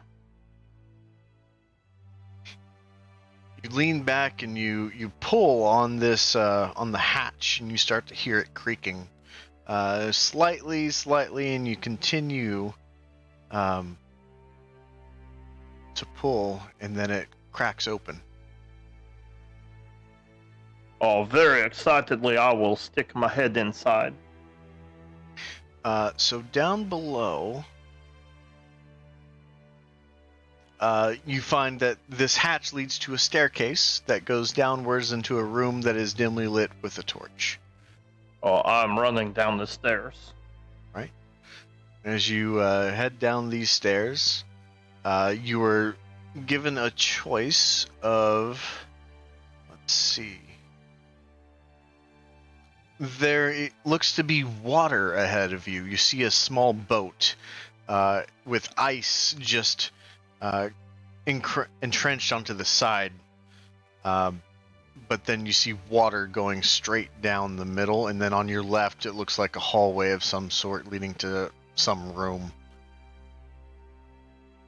You do see a boat ahead of you to try to traverse the water. Oh, the boat sounds like a lot more fun. I will get on the boat. Okay, and you get on the boat, and it's kind of wobbly a little bit, but you see a few paddles around that you can use to try to paddle forward if you would like. Oh, yes, I would like to try to do that. Okay, so let's see. So as you come down the stone steps and descend into the icy water with the rowboat tethered to the edge, you start to make your paddling, continuing eastward into what looks like a pretty dark hallway full of water. Do you have a torch or dark vision? Oh, no, I don't have either one of those things. Someone dumped all of my things out of my bag. That's fair. Ooh. Let's see. So as you start to paddle down, you start to hear voices emanating from somewhere down this little stream. Would you like to go towards the voices? Oh, yes, I would like to go toward the voices. Okay. And as you continue past, you catch a glimmer of light emanating from a small slit in a door on your right, but the voices, they seem to be further down. Oh, then I have to keep going further down. Okay. Let's see here. So eventually you start to see, following this area, a torch, and you see a door next to it with a stone landing, so you can see the rowboat, and you can actually see where you're going now. There's a small post to tether the rowboat to, but you can step off and get onto the platform at this point if you would like. Oh, yes, I would like to do that. Are you tethering the rowboat? Oh, no, that is okay. It will be fine. Okay. So as you approach this door, let me pull up the map side by side here so I know exactly where you're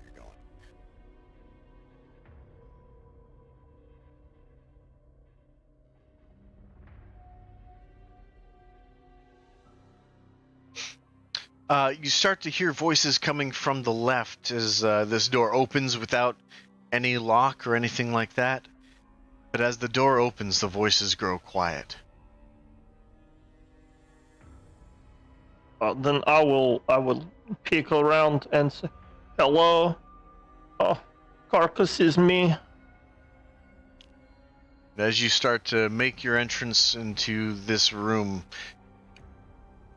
this looks to be some sort of underground tunnel, and it starts to just really stink. It just reeks of filth. Oh, I like that. I like that a lot. And you hear a voice call out and says, Hello? Who's that? Who are you? Who's Carcass? Carcass is me, and is the torch still outside? Yes. I will go back and get the torch so that anyone in here can see the carcass. So as you go get the torch and you come back, you see that this room is carved out, and it leads to another hallway. Down that hallway, as you start to traverse, you see large iron holding facility, and you count 6 people inside of this cell. And they say, "Oh, are you with the cultists?" And I will quickly look around to see if there is anyone with me. So, no, I'm alone. See, there is no one here with me. Oh, let us out. We've been kept prisoner here. Oh, what did you do? Well, Carcass, we run the town, but then the cultists took that power away from us, and they invaded and took us over and have been holding our town speaker hostage. Did you try to fight them? We couldn't. They are very powerful, and there are so many of them. Do you have any food? We haven't eaten in a few days. Oh no, I cannot give you food. Carcass is food. It belongs to Carcass, and they have not given it to me yet. I see. But could you let us out and help us escape? Do you have any food? No, they don't feed us but every 3 days. Oh, okay. How do I let you out? Well, I see you have a weapon. Maybe you can bend one of the bars and we can try to sneak out. Oh. Okay. I will do that. But if you try and do anything to me, I will kill all of you. We won't do anything to you. We will be grateful to you. Okay, then I will help you.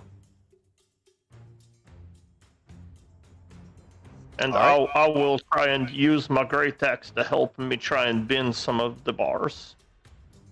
Okay, go ahead and make a strength check.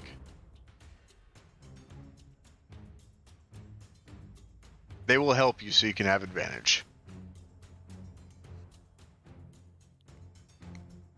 With advantage, that is only a 14. These bars seem to be very sturdy and you can't make any bend for them. Oh, I'm sorry. Carcass cannot bend the bars. You will have to stay here. No, don't leave us here. There must be another way. Is there a door? There is a iron door that is latched to this prison cell. Why don't you try to open the door? Oh, Carcass, it's locked. This is a prison. If we could just open the door, we would leave. Okay, I will try and open the door for you. The door is locked. Would you like to try to burst it open? Yes, because I don't think I could try anything else. All right, go ahead and give me a strength check. That is only slightly better. That is a 17. With the 17, you feel a little bit of give from the door, but it's not quite enough to burst it open. Very strong door. Oh, these bars and doors, they are very well made. Carcass cannot help you. Well, you'd have to get a key. Can you take a key from one of the guards? I don't have a key from the guards. Could you steal one from one of the people that have that triangle that they wear? It is my best friend who steals the things, but he is not here right now. I only kill the people. Well, kill them if you must. Oh, okay. That I can do that very well. And I will grab the torch and I will run out of the room trying to find someone to kill. Okay. So, as you take the torch and go back onto the boat, you start paddling back. You notice that light again coming from the left. You're not sure if anyone's in there or not, though. I will check in case there is someone there to kill. Okay. The door is opened. You see that frost covers the floor of this dark 15-foot square room. To your left and right are narrow tunnels, and across from the entrance stands an 8-foot tall pillar of ice with a horned, pale-skinned humanoid figure trapped inside. The pillar is wrapped in black chains, and the wall behind it is covered with brown fungus. I will knock on the frosty man and just say, "Hello, is anyone there? This is the carcass." Okay, 1 second. So I need you to make a Constitution saving throw.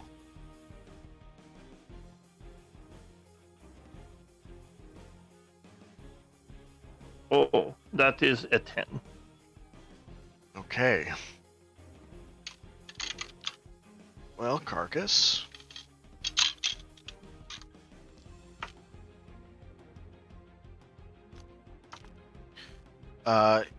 You take 33 points of cold damage as the heat from your body seems to be sapped from you as you make contact with this statue. Oh, that does not feel good.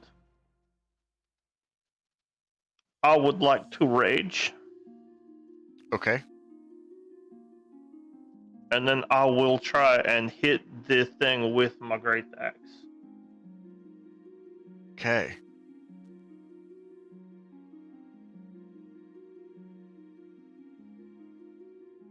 Let's see. Go ahead and roll to attack.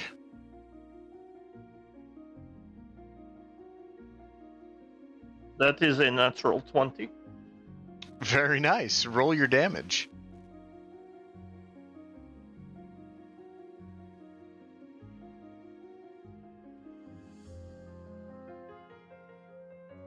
Do you want us to do just the beginning number doubled? Yes. Okay, then that is 17 total. 17 points of damage. You swing your great axe really hard and it rings true, and you chop off a chunk of ice off of this statue. Let's see.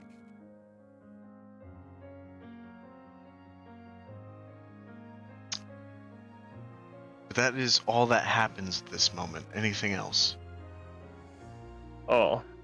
No, if I hit a big chunk of it off, then I feel pretty good about myself. So I will, since I don't see anyone to kill here, I will turn back, because little narrow tunnels, I am very big. So I will just go back to my boat. Okay. So with that, as you start to leave, the brown mold, you see it start to move across the back wall as it tries to get closer to you. So I'm going to need one more Constitution saving throw.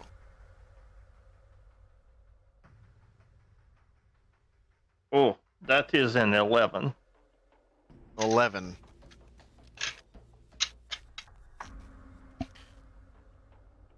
Okay. 11 as you are raging. That is going to be 22 points of cold damage. Is that the half for the raging? That is not the half. That is the full. Okay.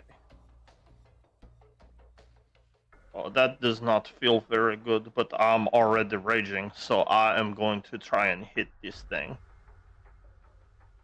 You're gonna hit the mold. Yes. If it tried to harm the carcass, I would like to try and hit it. Go ahead. Roll your attack.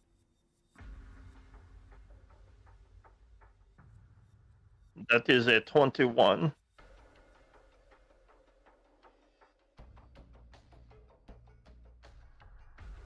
All right. With that, you definitely chop off a good piece of that mold and just skin it right off the wall so it kind of flops over. But then it starts crawling across the floor and it tries to reach out and grab your torch as it smolders the flame and leaves you in darkness. Oh.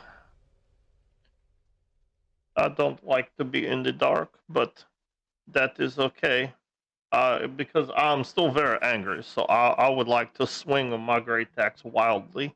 Okay, I will need you to make another Constitution saving throw as you're staying in that area. But that is also not good. That is an 11.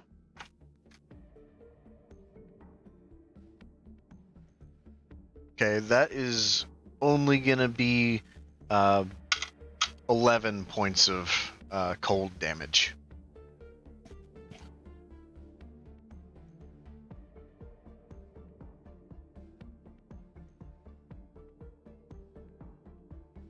Okay, and with that, I still don't feel very good. And I'm going to yell really loudly that, oh, the carcass is in trouble. I don't think I can save you anymore. And then I will swing the blind swinging at these things. All right.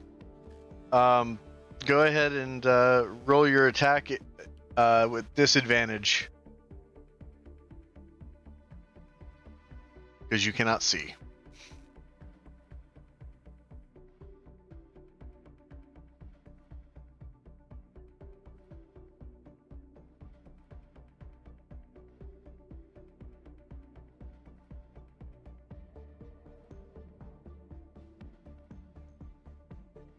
With disadvantage, that is a 14. 14. Go ahead and roll damage. And that is 18 points of damage. So you continue to chop at the wall and on the ground and just making furious anger at this mold that you're just chopping up into pieces. But at this point, I need you to make another Constitution saving throw. I don't like the sound of that. Oh, that is a 14. Okay. So you will take 6 points of cold damage as you have made the save successfully, so you'll take half of that. Oh, that was not as bad. It's weakening. Yes, and I am still raging, so I will still try and swing at it again. Okay. Go ahead and roll your attack at disadvantage.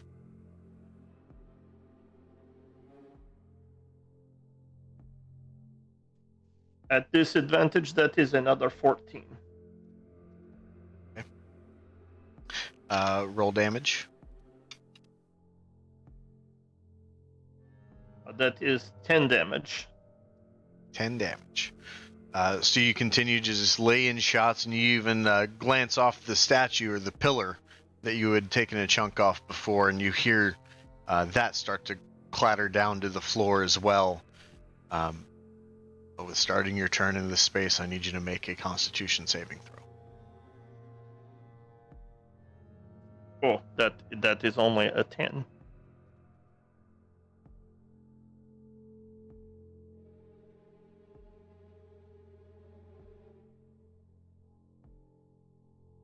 That is 17 points of damage.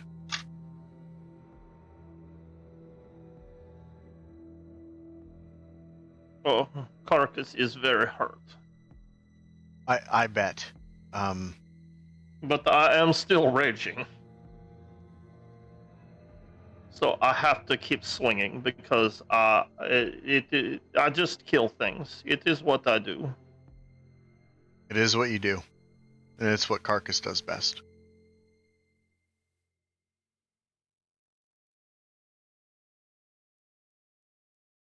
Roll your attack. That is a 12 this time. Go ahead and roll your damage. That is 18 points of damage. Okay. Do you need to roll another Constitution saving throw, or is any damage going to put you down? Yes, I would have what you call the 1 hit point. In Carcass, you start to feel really cold. And you take another brunt of cold damage, a total of 14. And you fall unconscious. As I do that, I will scream really loudly. Please don't let them touch my fangs. And that is going to be where we take our break. Fucking woof. Yeah. I would like to fly up to Avarice and talk to her. Okay. As you approach Avarice, she looks up at you and she says, "Well, are you enjoying your gift of flight?" I am. This is quite delightful. You'll have to teach me this spell sometime. For a fee, I suppose I could scribe something for you and get you a little scroll, but I'm not really a teacher. I don't like teaching. Yeah, that makes sense. What would you charge for a scroll like that? It would probably run about 175 gold because I don't like you. That's fair. Okay, well, I'm not going to pay that. But thanks anyways, and then I'm going to take my books back and put them in my bag. And so you notice that she had pulled out a book that you did not give her with her sleight of hand check as she was pilfering through your things. She had also pulled out Magical Wonders of Netheril, and she looks at you as you pull them away, and she says, "I might give you the scroll for free if you tell me where you found this book." I'll think about it. And I'm putting the book in the bag and walking away. Think quickly.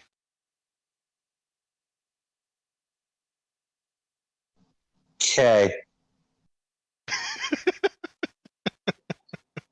Was this conversation audible to anybody else that was nearby?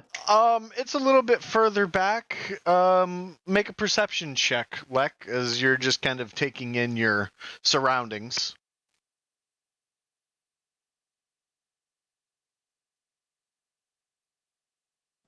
Let's see. A solid 5. Solid 5. You definitely hear words being traded between Avarice and Vega. Avarice is not very subtle at all in her tone or her demeanor, So you didn't happen to catch what she said, but you heard the tone of which she said.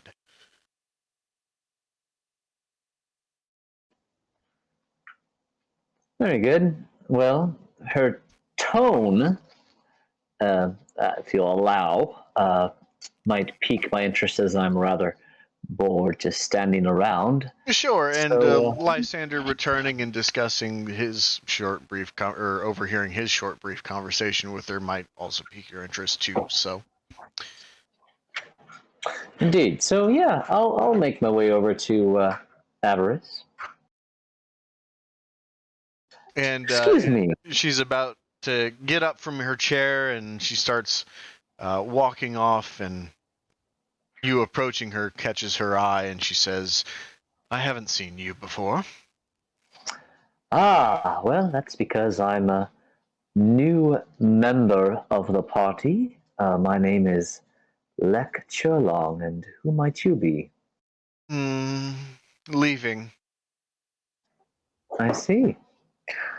Well, I guess that's your loss, as I'm always in the business of talking with people who might have information, or at least I can appreciate anybody who talks to my friends like you do. Well, if I've offended you, tough shit. And I'm not in the business of giving information. No, no, I wouldn't say give, and you've not offended me at all. Trust me, not at all. But if you want nothing to do with me, that's perfectly fine. Your intention was to give me information? Well, I don't know. I couldn't quite make out what all that was that you were talking with Vega about, and I. Actually, something has come up. Where did you find that book that he had acquired? Ah, you see, that is information I do have, but like you, I would assume I do not give out information for free. So what is it worth you? And she takes a look at you up and down, and she's going to make a quick Arcana check. And she says, "It's probably worth to me less than what you gave up for that eye." Hmm, an interesting response. Well, allow me to be more specific then. Are you aware of anything of magical interest in these parts? Like items, perhaps?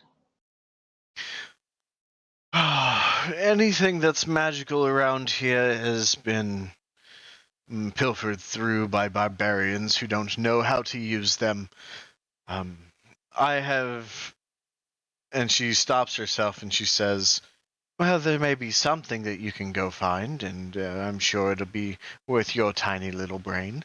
Um, let's just say there was once a goose that laid golden eggs outside of Bremen, and there inlaid in its nest laid a couple of these golden eggs, and they are quite valuable and perhaps magical, so maybe you can go chase a wild goose." Insight check? Go right ahead.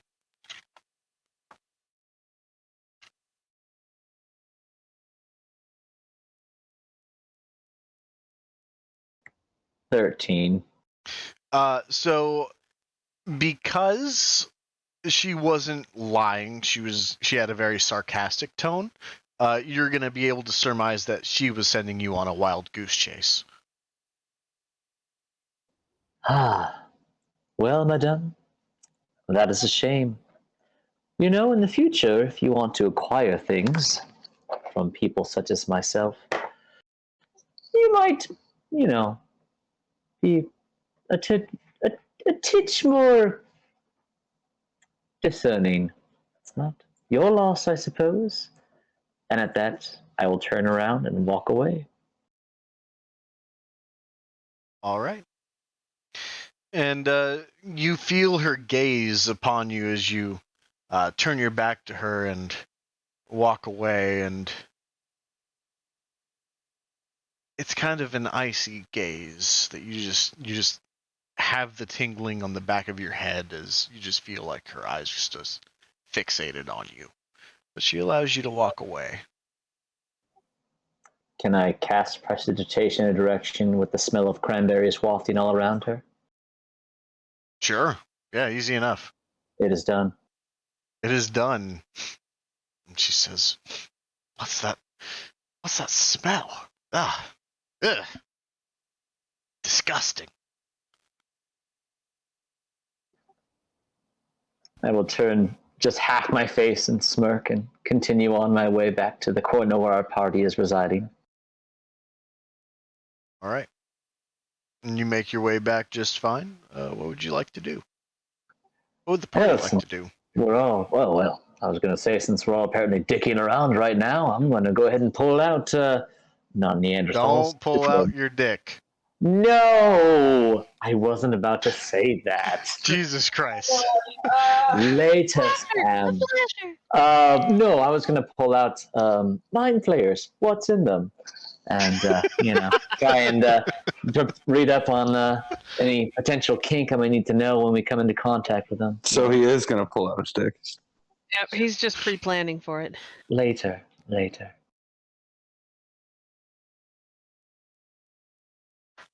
And as you guys are gathered around, you hear a commotion starting to stir from the back room. You hear someone exclaim, "Intruder! There's been an intrusion!" And Avarice's eyes glance quickly. She makes her way towards the claim of the guard.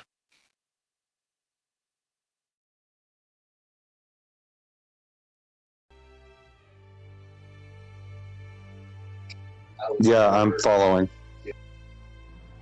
Yep. As am I. Come along, Silas. I suppose we should tag along as well. So you guys make your way over and you find Avarice sitting in front of a hatch that has been broken off its hinges. And she says, "Who in God's name would have done this?"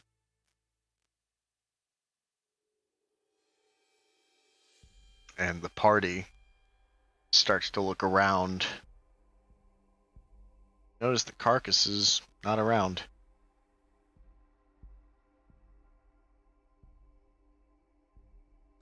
Yeah, I will share a meaningful glance of "oh fuck" with whoever catches my eye in the party, but I will not say anything.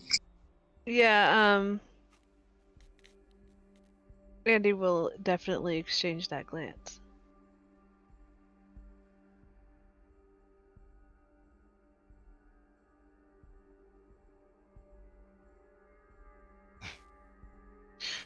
And Avarice looks down and says, "Some fool," and starts to make her way downstairs. Following. Yep, right behind Vega. This should be fun. Let's go. And as you guys make your way downstairs behind her, she looks and you see this stone chamber with a channel of frozen water with liquid water running down the middle. She says, "Of course they took the boat. Imbecile." And she looks back at Vega and she says, "I'm sorry, but your time for flying is over." As she casts flying on herself and she hovers down the pathway. How would you guys like to follow her? Would you like to try to wedge yourself up against the walls and try to shimmy across the frozen parts of this water, or what would you like to do?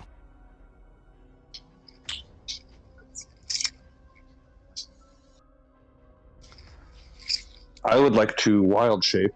I don't know what frozen water type creatures I can change into because I've never looked into that. But I don't know, a seal or a walrus or some shit. Yeah, definitely. A seal, definitely for sure. I will do that. And the rest of you? How deep is the water? I don't know. Would you like to try to find out? Without putting my bodice inside, yes. Like, I could dip my staff and see if it goes the length of my staff or not. Go ahead and roll an investigation. 12. 12. So you stick your staff down into the water. And you hit something you think is the floor. But then you push further past it to where you don't feel a bottom. As you try to retract your staff, have retrieved a bloated, nearly frozen corpse of a dwarf. Ah. Yeah, it's a shame Carcass isn't here. He could have saved this one to eat for later. But, yes, I would not recommend swimming. Even if you have cold resistance. And Vega, as you dive into the water as a seal, you see that there are 4 or 5 corpses in the water. A handful of them humans, a handful dwarves, all bearing the symbol of the tanistry that is put up in the Great Hall. Wonderful.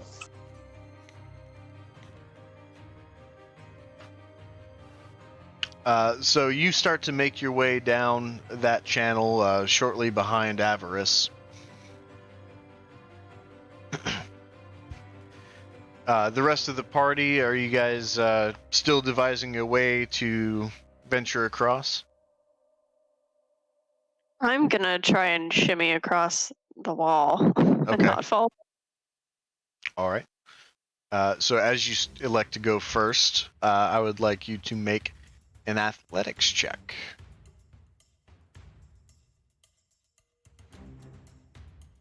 It's a 14. Okay. So with that, you're able to get up close to the edge of the wall, and you hear a slight cracking, just slightly, but you're light on your feet, and you use your claws to even put some of the weight on the wall instead of on the floor, just slightly. But you definitely take note that if you're heavier than how you are, there's a chance that you can fall.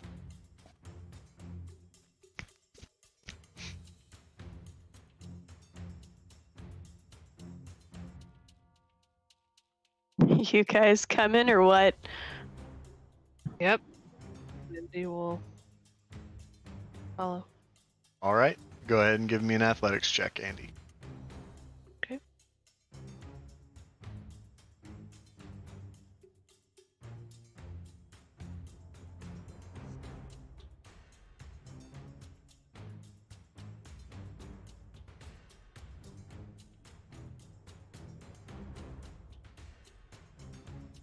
That's a 9.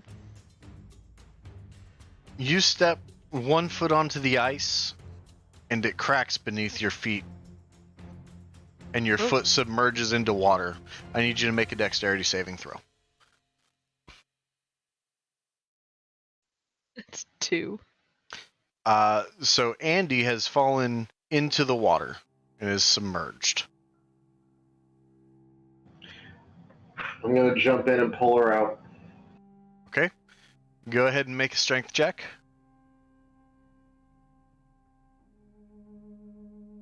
The 17. 17. So you dive into the water and you're able to lift her up. And Andy, give me 1 strength check as well to pull yourself the rest of the way up out of the water. 11? That's sorry. enough. Save, not a check. Uh-oh. But it's the same, so. Okay. So you're able to pull yourself up just barely and roll over a foot or two away from the edge, and you spit out the water that had gone into your mouth, and taking note that there are corpses floating around in that water. You probably don't feel very good about that. Lysander, would you like to exit the water as well? No, actually, I'm gonna take the rope that Zizix gave me last week, and I'm gonna throw it to Zizix and say, if I pull 3 times, yank me out of this water. I'm gonna go in after Vega. I'm gonna just stand Where's Lek? there, say like, "Whoa, what makes you think I can pull you guys out?" I'm there too. Me and I tagged along with Andy's these. instantly gonna look at Lek and say, Can you cast the thing? And she's talking, she's like switching her hand over herself. She's referring to prestidigitation. Indeed. Yes, I was actually going to ask if there's any wood nearby. No wood. All right, very well. Then, let's see. I'm going to... Wait, there is wood. There is a little post that is sitting inside of the water just past the platform, kind of like a tethering post. Okay. Let's see. Well, I don't have anything good to break it with. I'm guessing it's fastened tightly to the wall or ground, whatever, right? Yes. Well, Adriana, for the moment, I cast prestidigitation on just her breastplate and warm it. And then, while that's in effect, I'm going to attempt to break the wood off of the post. Okay. How would you like to do that? Adriana, I'm going to borrow your warhammer for a moment. I don't think you'll come too terribly much. Yep, no.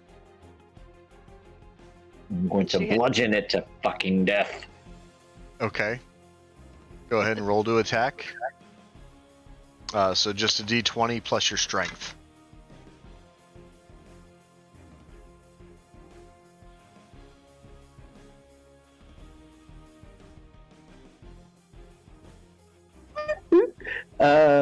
That would be my strength is probably really shitty. Where is my? Oh, it's up here. Oh yeah, that's a 7. I have 0 strength, so. So you hit the post, but it doesn't like break off or splinter or anything. It's pretty well constructed and weathered.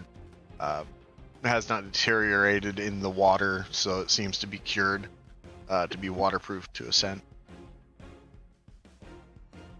Let's see. Who's left on the bank with us? So it's just. So it would be yourself, Silas, Zizix, Andy. Oh, jeez. Well, let's see. God damn it. Good. Great.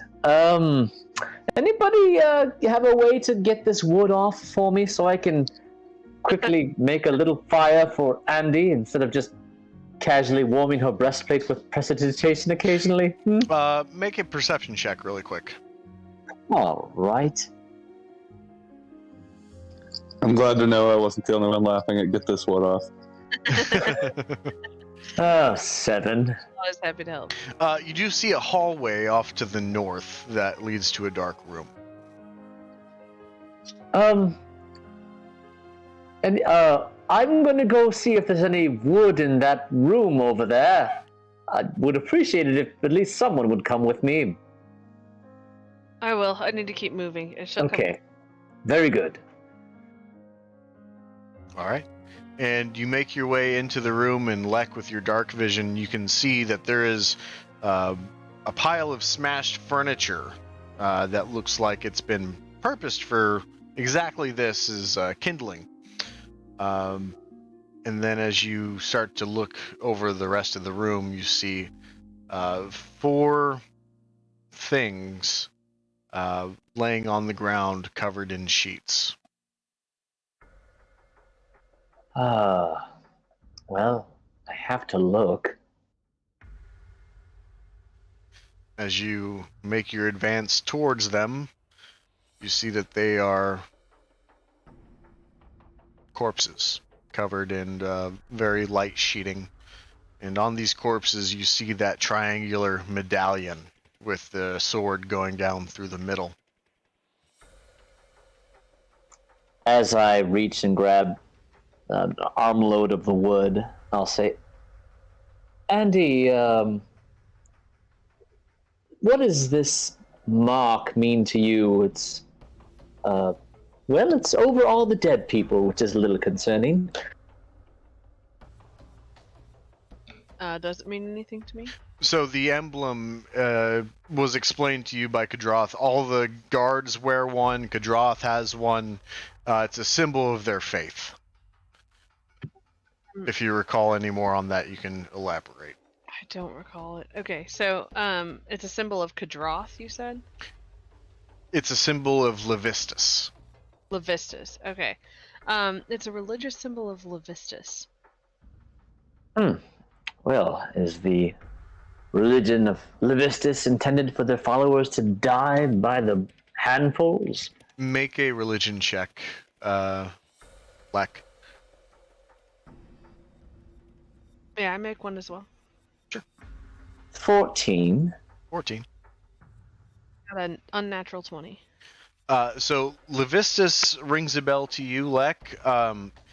That rings as a name of one of the top demons in the 9 hells.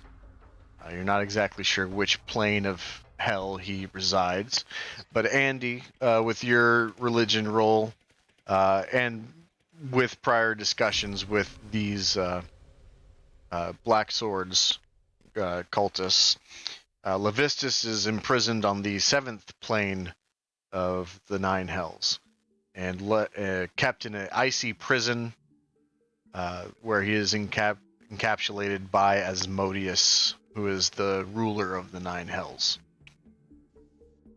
Okay, then Andy will elaborate on that, or she'll explain that to Lek and say Levistus is imprisoned in ice on the 7th level of hell by Asmodeus. Well, that explains why his followers are having such bad luck. I'm sure this is not the last we'll see or hear of this, but how about we go back out there and I'll get a fire going for you, huh? Thank you. I really appreciate it, Lek. Of course. Okay. So that's easy enough to be done. Zizix, you're holding on to the rope.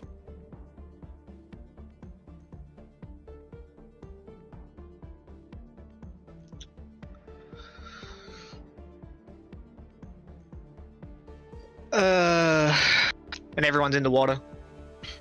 No, Andy fell into the water, got pulled up by Lysander. Lysander told you if he tugs on it 3 times to reel him in, I think.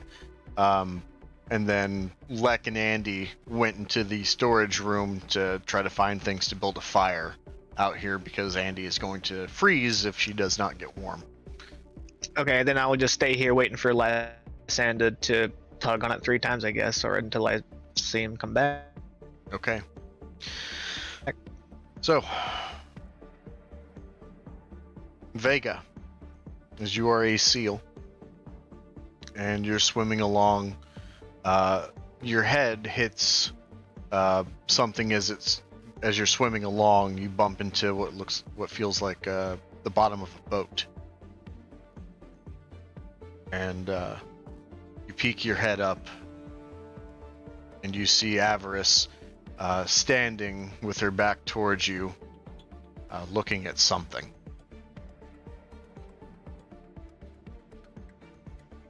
Can I try and look around and see what she's looking at? So if you want to come out of the water, sure. the depth of the water versus the ledge is a little bit higher than what you can just peek out and see. Okay, I will just keep an eye on her for the moment so as not to alert her to my presence necessarily.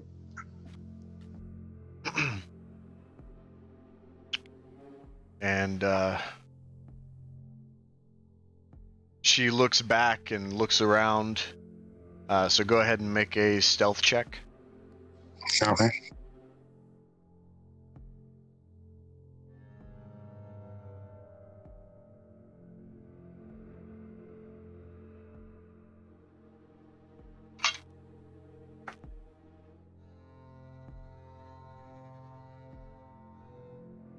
Oh wait, this would be off of the seals stat block. Yeah, it's probably like a +2. It's not going to be great. Okay, then 10. I mean, it's better than mine. So she looks around and then her eyes fixate on you, and she says, "Vega, I think there's no seals down here. I know that's you. There's one of your own up here." Upon hearing that, I'm jumping out of the water immediately and seeing what she's talking about. As you come out of the water, you see Carcass on the ground, face first, almost encrusted in ice at this point. And Avarice looks down at him and says, "I think this was the dumb one, wasn't it?" Still a seal, I'm going to look at her with the angriest fucking look on my face and then change back into myself and say, "Shut the fuck up," and walk over and try and cure wounds. You cast Cure Wounds.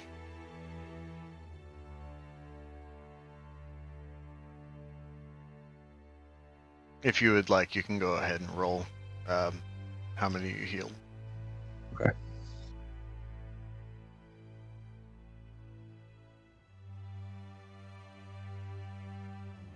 And Lysander, you're still making your way down, but his swim speed is much faster than yours. Right? Yeah. That would be a 10. Okay. Well, cast Cure Wounds. Alright, I healed him for 10.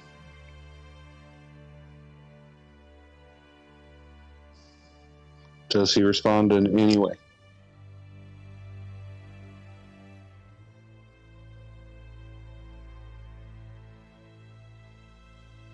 Oh, don't go in there. Oh, fuck. Carcass, let's go get you warm, buddy. And Avarice turns to you and points her staff directly at Carcass. And she says, "The location of where you found that book or his life."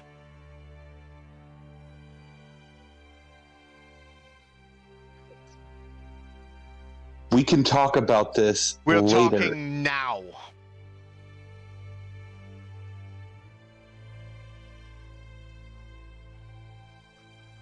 Look, I am in no fucking mood for this. And she starts You let waving me- her hand very slowly.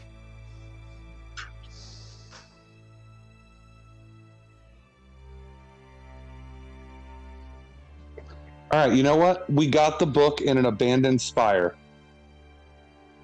Where? Go fucking find it. That's not good enough.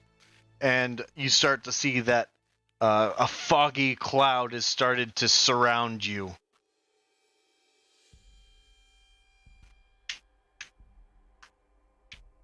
And the vision that you had on Avarice and Carcass is now obscured. I was touching Carcass for cure wounds. Yep. And I was starting to pick him up to walk him back to the boat. So, like, my hands are on him. Yeah, you feel him, but your vision's still obscured at this point. Okay.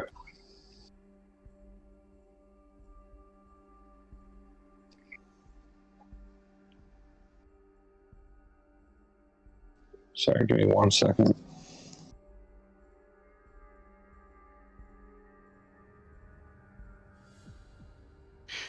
tell me the direction from which city that you departed to go find this thing, and that will suffice.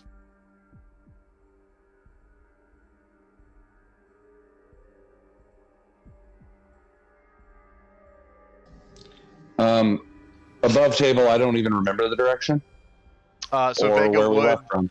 you guys left from East Haven, and you guys headed northwest, and you traveled for a day and a half. We traveled a day and a half from East Haven, southeast. Deception check. Okay.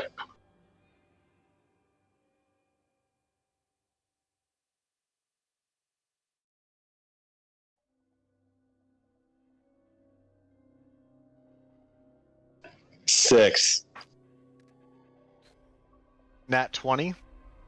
Wonderful.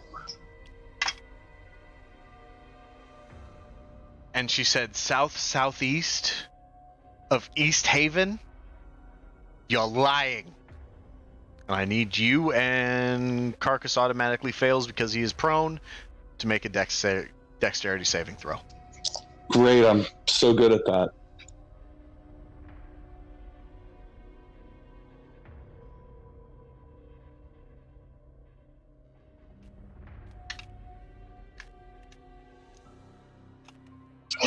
Not 20, so 20. 20? Yeah, I'm +0. So Okay. So you will take half.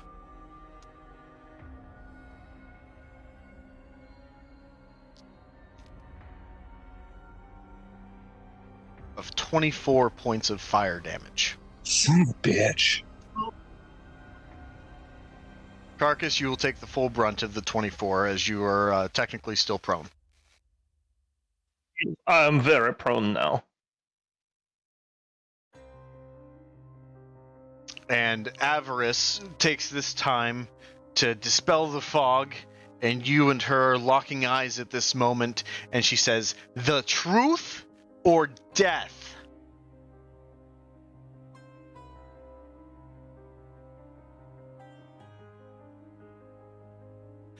Everyone hears a loud boom coming from down the channel. We have to get over there. How do you suggest we do that?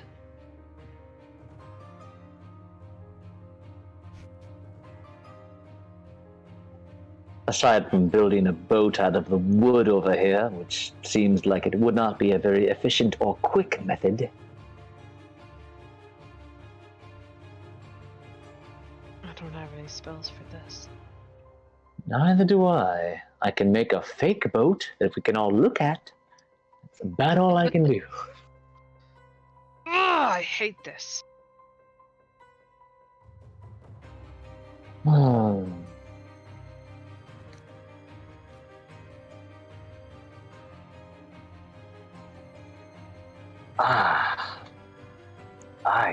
I really have nothing here. All right. Zizix, any brilliant ideas?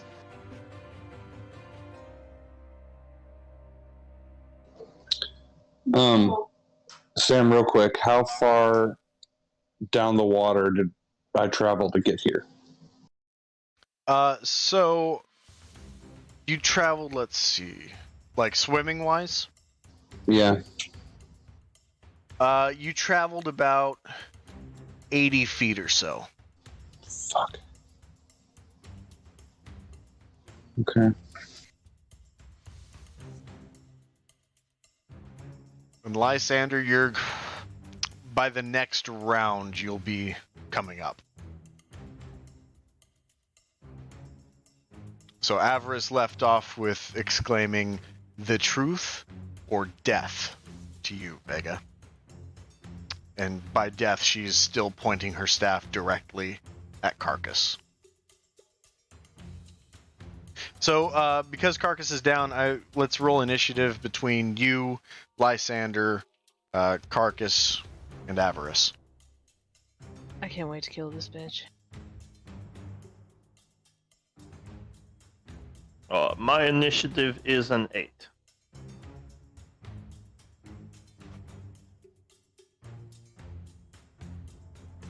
So is mine. Okay, so you both got 8. Mine is a 22.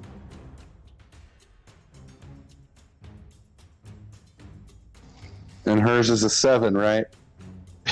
Let's see. Close. 17. Yeah, super close.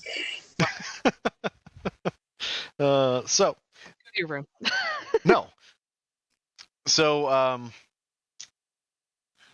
Lysander, you use the rest of your movement to continue swimming. By next turn, you'll be able to emerge out of the water. You have All about right. 15 feet to go before you get there. Eclipse, you are still scaling across. You probably have 2 or 3 more turns to go. Okay. So, with that, it's Avarice's turn. And Vega, you start to see that the tip of her staff is starting to glow a really faint light blue color. And she says, "The truth, or he dies."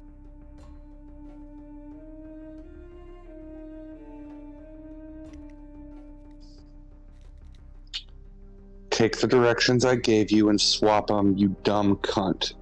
And then I'm walking over and curing wounds on him again. All right, she rolls insight.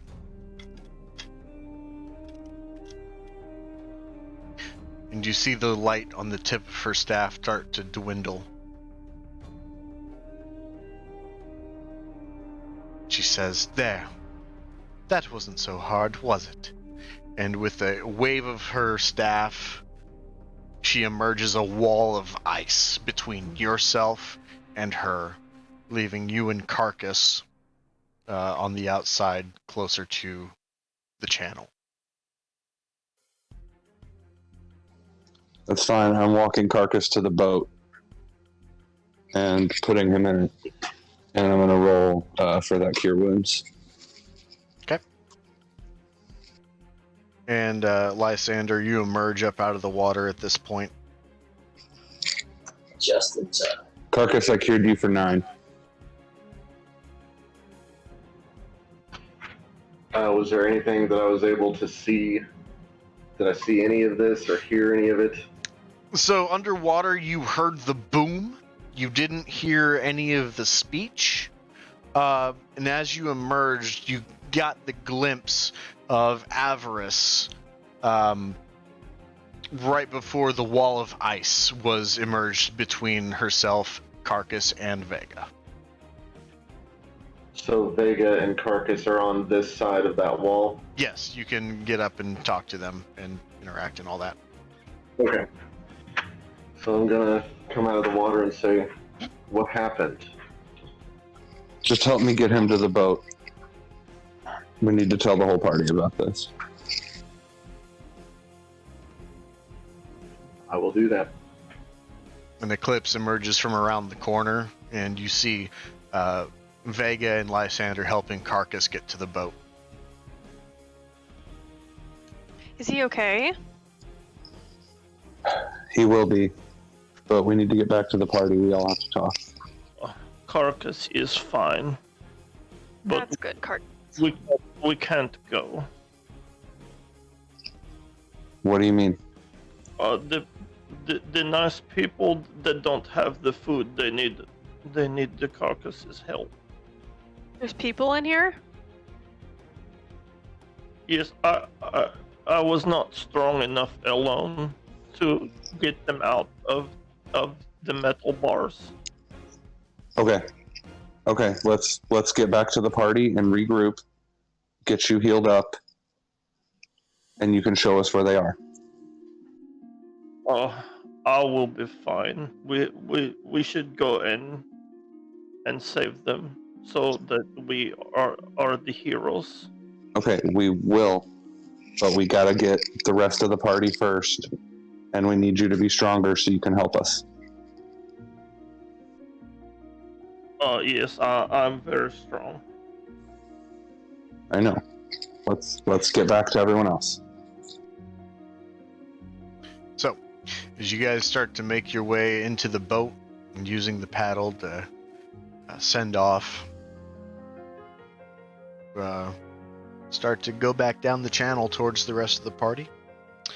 At which point, the fire has been made, the rope has gone slack, the loud boom was heard and very visible from your point, and then down the staircase comes one of the guards, and it's Thaddeus, and he says, "Oh, do you guys need help? Did she fall into the water?"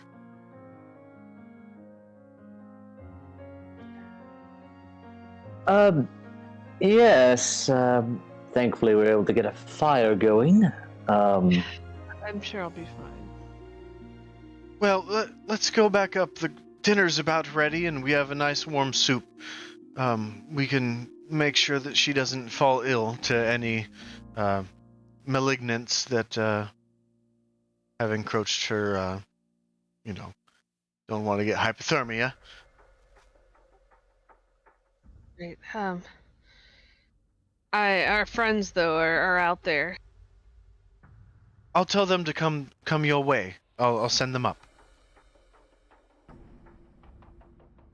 But we have a fire here. I can't imagine your fire's better than my fire. You know it's significantly better because it's a grand hearth and the heat from that thing was just immaculate. All right, I'm obviously shooting smoke out of my ass. Fine. Andy will relent and go because she doesn't know anything's gone awry. As will Lek. All right, well, if you want, if Zizix and Silas, you want to wait for the others to come back and let them know we went upstairs to take care of Andy. And Thaddeus looks to you and says, "Yeah, that's fine. I just want to get Andy up to warm up a bit in a proper, quicker fashion and get Can those I white insight clothes off check? of her." Sure, yeah, go ahead. He's really eager to undress Andy. This is bothering. Okay.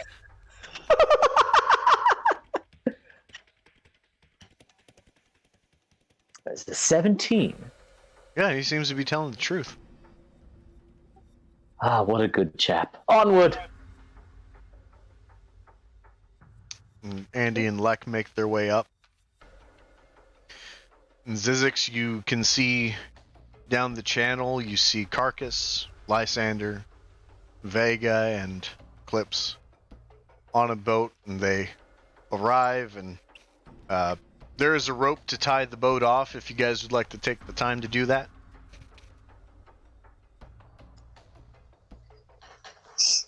Sure. Okay. So you throw the rope that has the loop on it right over the over the post, and you arrive on the landing.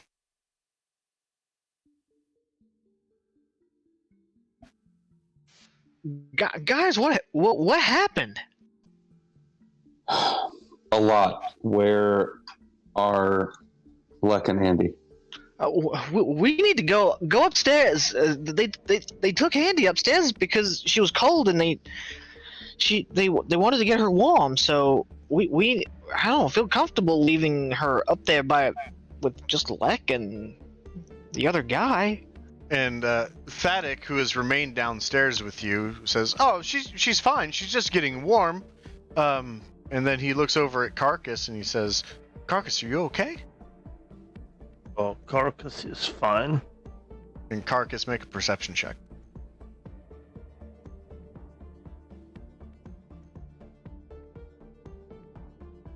That is a 4. So with the 4, you don't see where they are, but with your passive perception, you're able to hear the jingling of keys as Thadic moved. Oh, I would like to get out of the boat. Uh-huh. Oh, can you help me, sir? I don't feel good. Oh, yeah, what can I do for you, Carcass? As he gets close, I would like to grab him around the neck Okay.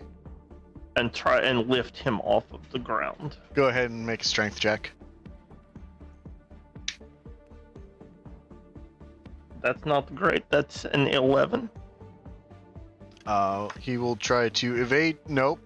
Nat 1 on his save. So, yeah, you grab him by the neck and you lift him up. His feet are dangling off the ground. Oh, now you can help me. I need your keys. What for? Oh, they said it was okay to kill you. Do you prefer that? No. Can I have your keys now then? Yes. Oh, thank you. Vegetable, could you get his keys for me? Yeah, I can. And I'm gonna walk up and grab his keys. Yeah. Oh, thank you. And then I would like to throw him into the freezing water. Easy enough. Go ahead and make a strength check, and he's gonna try and escape the grapple at the last second. That is a 15. He actually evades your grasp as you start to turn to throw him into the water, and his feet land right on the edge of the landing and the small channel underneath this fortress, and he's kind of doing the thing where his arms are outstretched and he's waving them to kind of balance himself on it. He's like, What would you like to do? I would like to hit him with my horns. Roll to attack.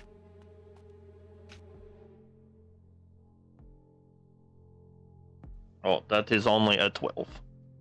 That will hit, as he's just wearing robes. And you bend down with your horns and push him off, and there's a loud splash as he falls into the water. Then I will turn back to everyone else with a giant smile.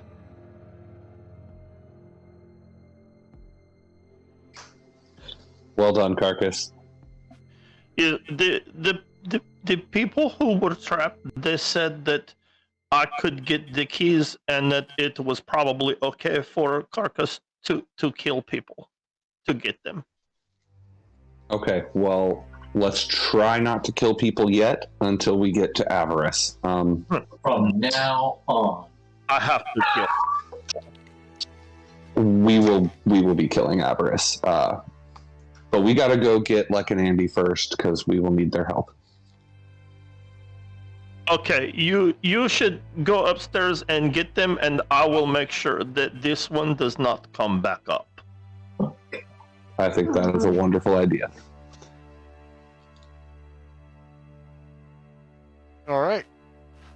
So Carcass remains behind as the rest of the party. Honestly, goes I can back probably upstairs. just go up by myself to get them. Yeah. The rest of the party should stay down here, I think. All right. Sounds good.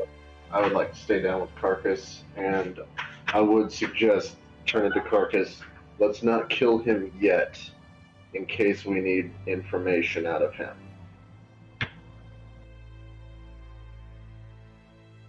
Oh, I don't think he will survive this. We will find out.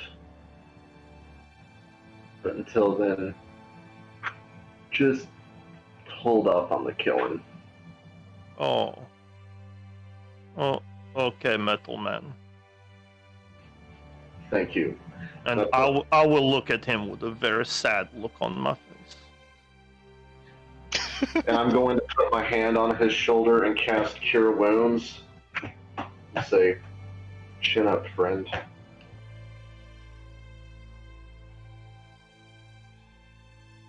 And that is 6 healing for you, Carcass. And as he does that and says, chin up, my friend, I will raise my chin up. Just like that. Yes, I feel all better now. Good. Okay. So, Vega, you make your way back upstairs to find Andy and Lek sitting by a fire, and Andy has some sort of warmed drink that she's been handed. It looks to be some sort of cider. And Andy, you do you take a sip of it, or what would you like to do? Okay. Yeah, nice and warm. It really fills the soul. But Vega returns and it comes up towards you. Hi, Vega. Hey, we need to go back down. Okay, is Carcass okay? Did they get back? He's okay. But we need to go. Just don't draw attention to us. Okay. Just follow me back down. Set her drink down and casually walk behind him. Lek will get up and do the same. Casually. So, this isn't technically stealth. I would say this is like a deception. Beautiful. My preference. Inception. Stealth section. 18. Okay. Got a 12. Vega? 4. All right. Had to do the fake whistle, didn't you? Yup. It comes out of his trunk, nonetheless. I'm gonna chalk it up to I'm a little frazzled because I actually know what's going on, so I can't fake it very well. Absolutely. So people do look and they say, Andy, are you all right? Are you still cold? Do you want to take your drink with you? Oh, that's okay. I'm just gonna go check on Carcass. I was worried about him. Oh, okay. Just come back up whenever they arrive, if they've found them. Don't worry, she's in very capable hands. And I make a little flame appear out of my hand using prestidigitation. No, I mean minor illusion. I guess Okay. either one, honestly. Yeah, and that's enough for the guy to subside his concern, and you guys make your way back downstairs.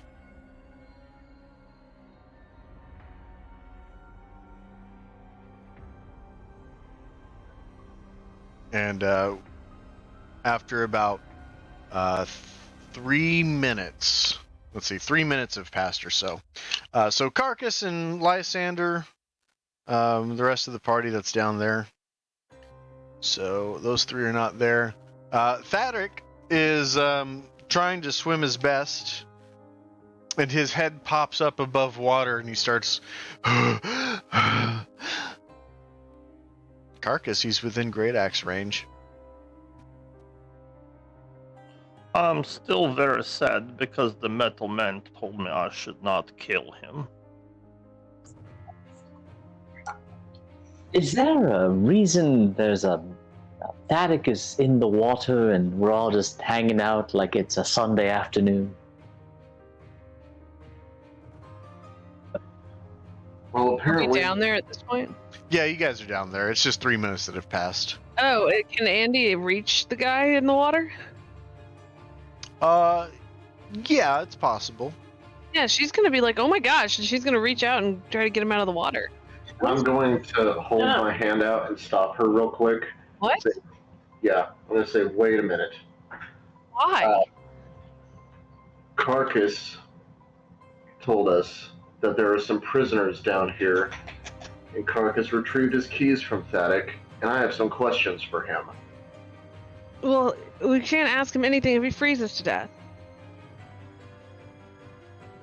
He might be willing to talk, and then we'll pull him out. I'm gonna turn to Thaddeus while he's thrashing about. Do you want out of there? Oh, he's like under the water. Oh shit! I thought his head was like bobbing above the water. Yeah, and It is pulling him out. briefly. And during the first minute or so, he was. But you see that he's become colder, and it's harder for him to kick and move to stay afloat at this point.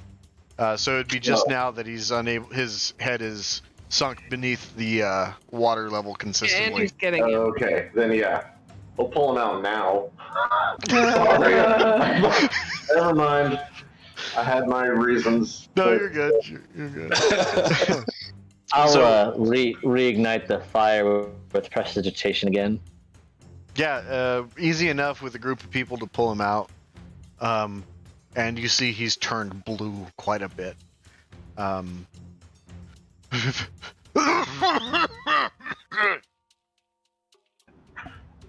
Pathetic. You feel like talking? I never didn't want to talk. Oh, good. Why did And you say so? very horrified. And she's actively trying to keep this guy warm. She's going to cast Cure Wounds on him. No effect. He's at full HP. Okay. Pathetic. See, my friend Carcass here. He isn't so good with words as much as actions. Me, I'm a little bit more of a reasonable guy, and anyway, I need to know what the hell is going on.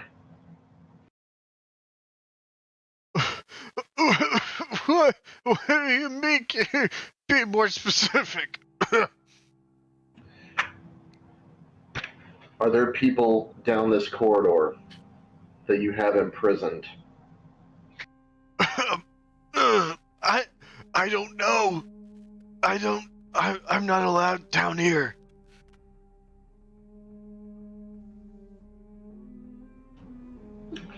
Can I roll an insight on that? I would like an Yes, insight please. check.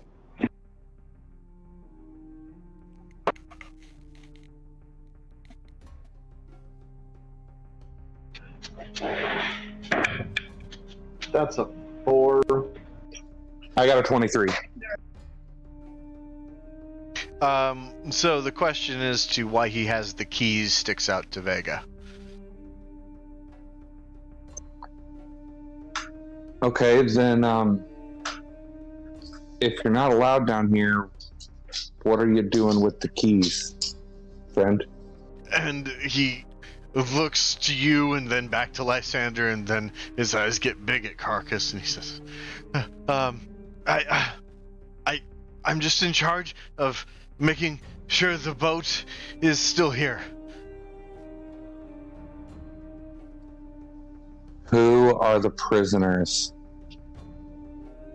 Go ahead and make an intimidation or persuasion.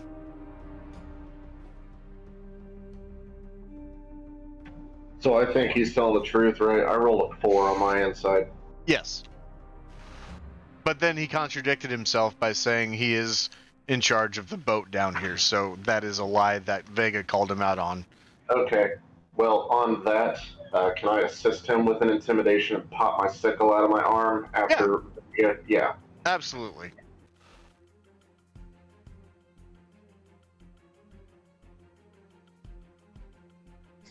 Thank God that first roll was garbage. That's a 16. Yeah.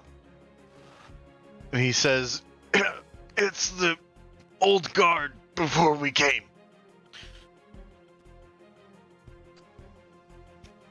So you guys usurped this castle and imprisoned its inhabitants. It was for the greater good. For Levistus. As you start to see his pendant start to glow. Oh, shit. Is Levistus an evil god? Yeah, he's a demon in the nine hells. Yeah, okay. Does Lysander know about Levistus? I think this was discussed with the whole party at one point, wasn't it? Yeah, when we originally got here, we found out about all of this. They follow Levistus, who's imprisoned by Asmodeus, who we both know something about. We both know something about Asmodeus, who is imprisoning their god. And that's why they let me in, is because I exposed followers of Asmodeus. And they like that because they don't like Asmodeus. I would like to grab at that pendant while it's glowing and snatch it off of him. Okay, 1 second here. Bold strategy, Cotton. Let's see if it pays off for him. Good reference. Let me see. Let me pull up.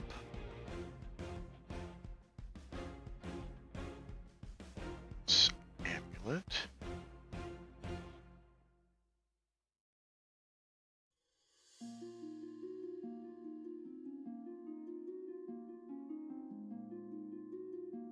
All right. I need a charisma saving throw from you, Lysander.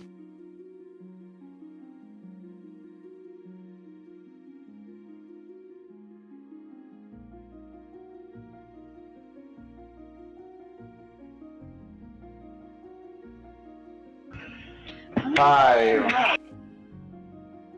Okay. Nothing happens to you.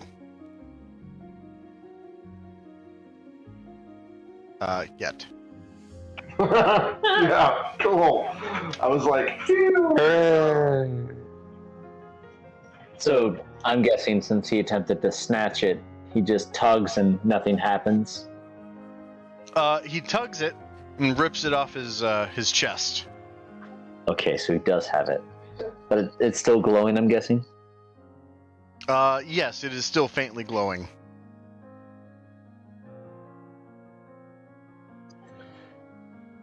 By the way, Andy, if you want to use DM inspiration, you just say, I would like to use DM inspiration, and you get to re-roll a die. Oh, that's what it does. Yeah, I couldn't remember. Thank you. Yeah, I just saw that you sent me that. Yes. All right. I'd like to look at what's his name, Thandick or something like that. Thindick, probably Thindick. Yeah, definitely. Yep. Yeah. All right, Thindick. Listen here. You're going to make your little amulet stop glowing, or now I'm going to cast prestidigitation on his pointer finger and make it turn black, look like it's going frostbite. Or you're going to lose one finger at a time. I'm not afraid of the cold, but I have no control over the amulet. Insight check? Go ahead.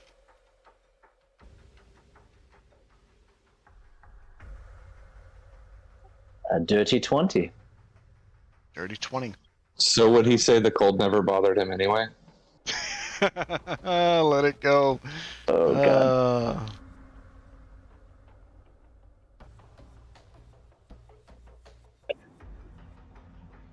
Yeah, what does he do? On Lex's note there. Sorry, what was Lex's ending note? Because I totally lost it because of the frozen reference. My note? Oh, I rolled a dirty 20 insight. I was inciting. Oh, gotcha. Yeah, he seems to be telling the truth. So we cannot control it. Oh. Well, I, believe it or not, happen to believe this worthless pile of refuse. And I will leave the one finger with it looking like it's frostbite just for shits and giggles. Sure. And I would like to say, oh, well, if you can't control it, then it sounds like you don't need the kind of power that I feel this might have. And I would like to break it. I would like you to check your messages.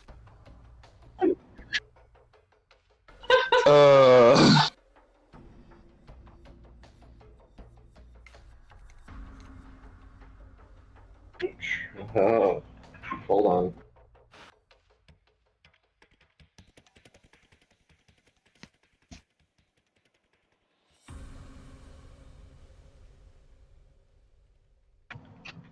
Oh, okay. I guess I will not do that thing. All right, very good.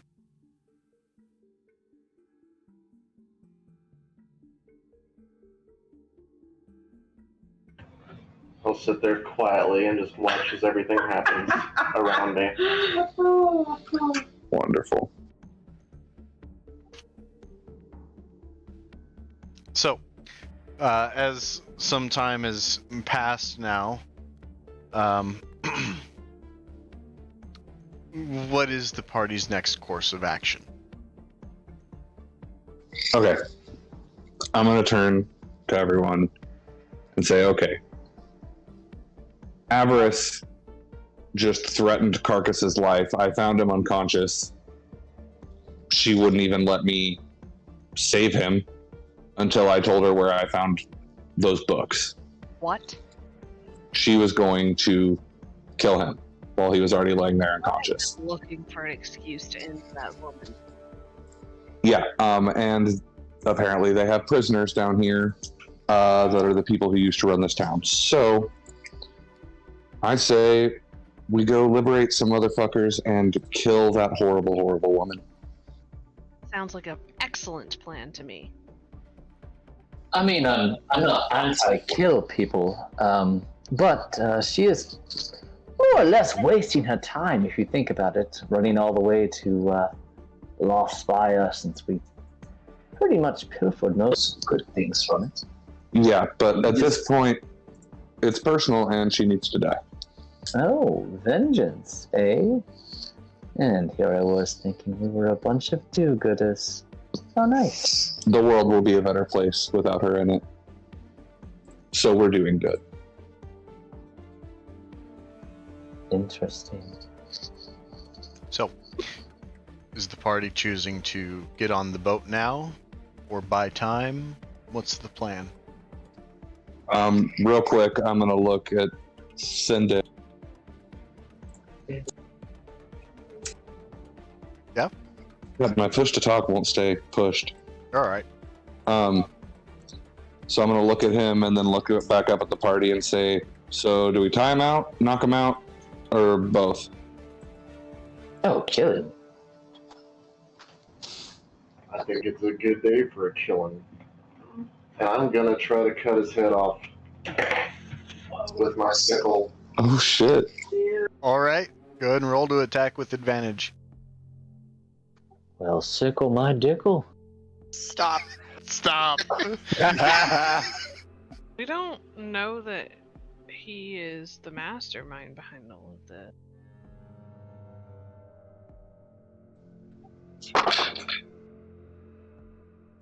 It's a matter of survival. Yeah, I'm sure that he's not, but we don't have time for this conversation to happen before he is already swinging. No, so. he's making his swing. That's a 15. That'll hit. Roll damage. That's 7 piercing. So you basically garrote his neck and you slit it open.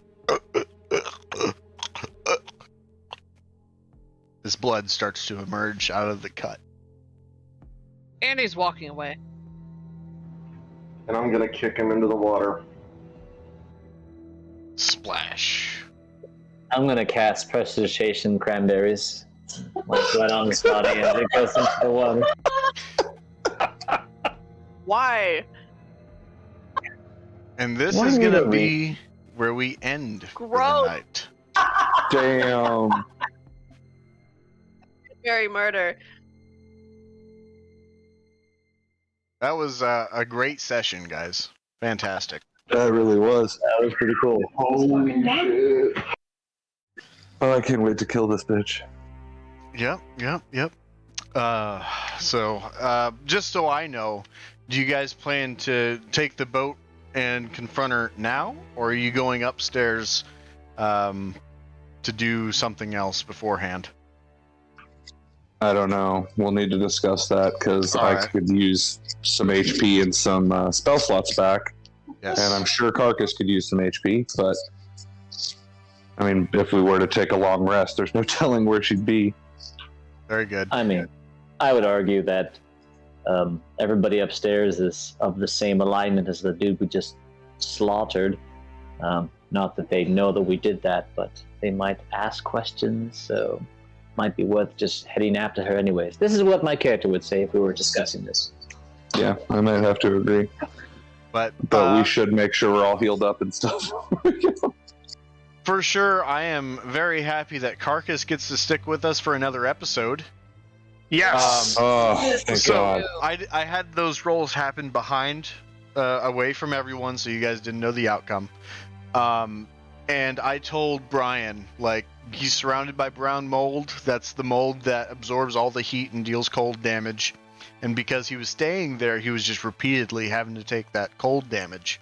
And I told him, the only way you survive this, because even if you just roll 3 saving throws, success, you're still unconscious and taking that damage. The only way that Carcass will survive this is a nat 20, and I will allow him to crawl away.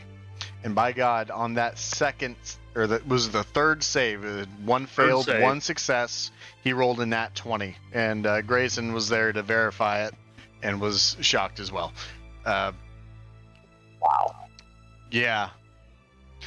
Yeah, that was a nice Wonderful. moment of tension whenever Vega cast Cure Wounds on him and he took a beat. I was like, oh no, oh no. And then he spoke. I'm like, okay, good. That was nice. Well timed. But thanks everyone for sticking around and watching this very exciting episode. I hope we have convinced you to come back and watch us next week. Hit the follow button, get notified when we go live. If you're watching on YouTube and you've made it this far, congratulations.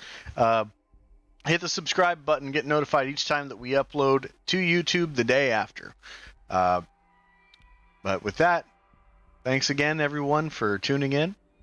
And we'll see you again next week. Die.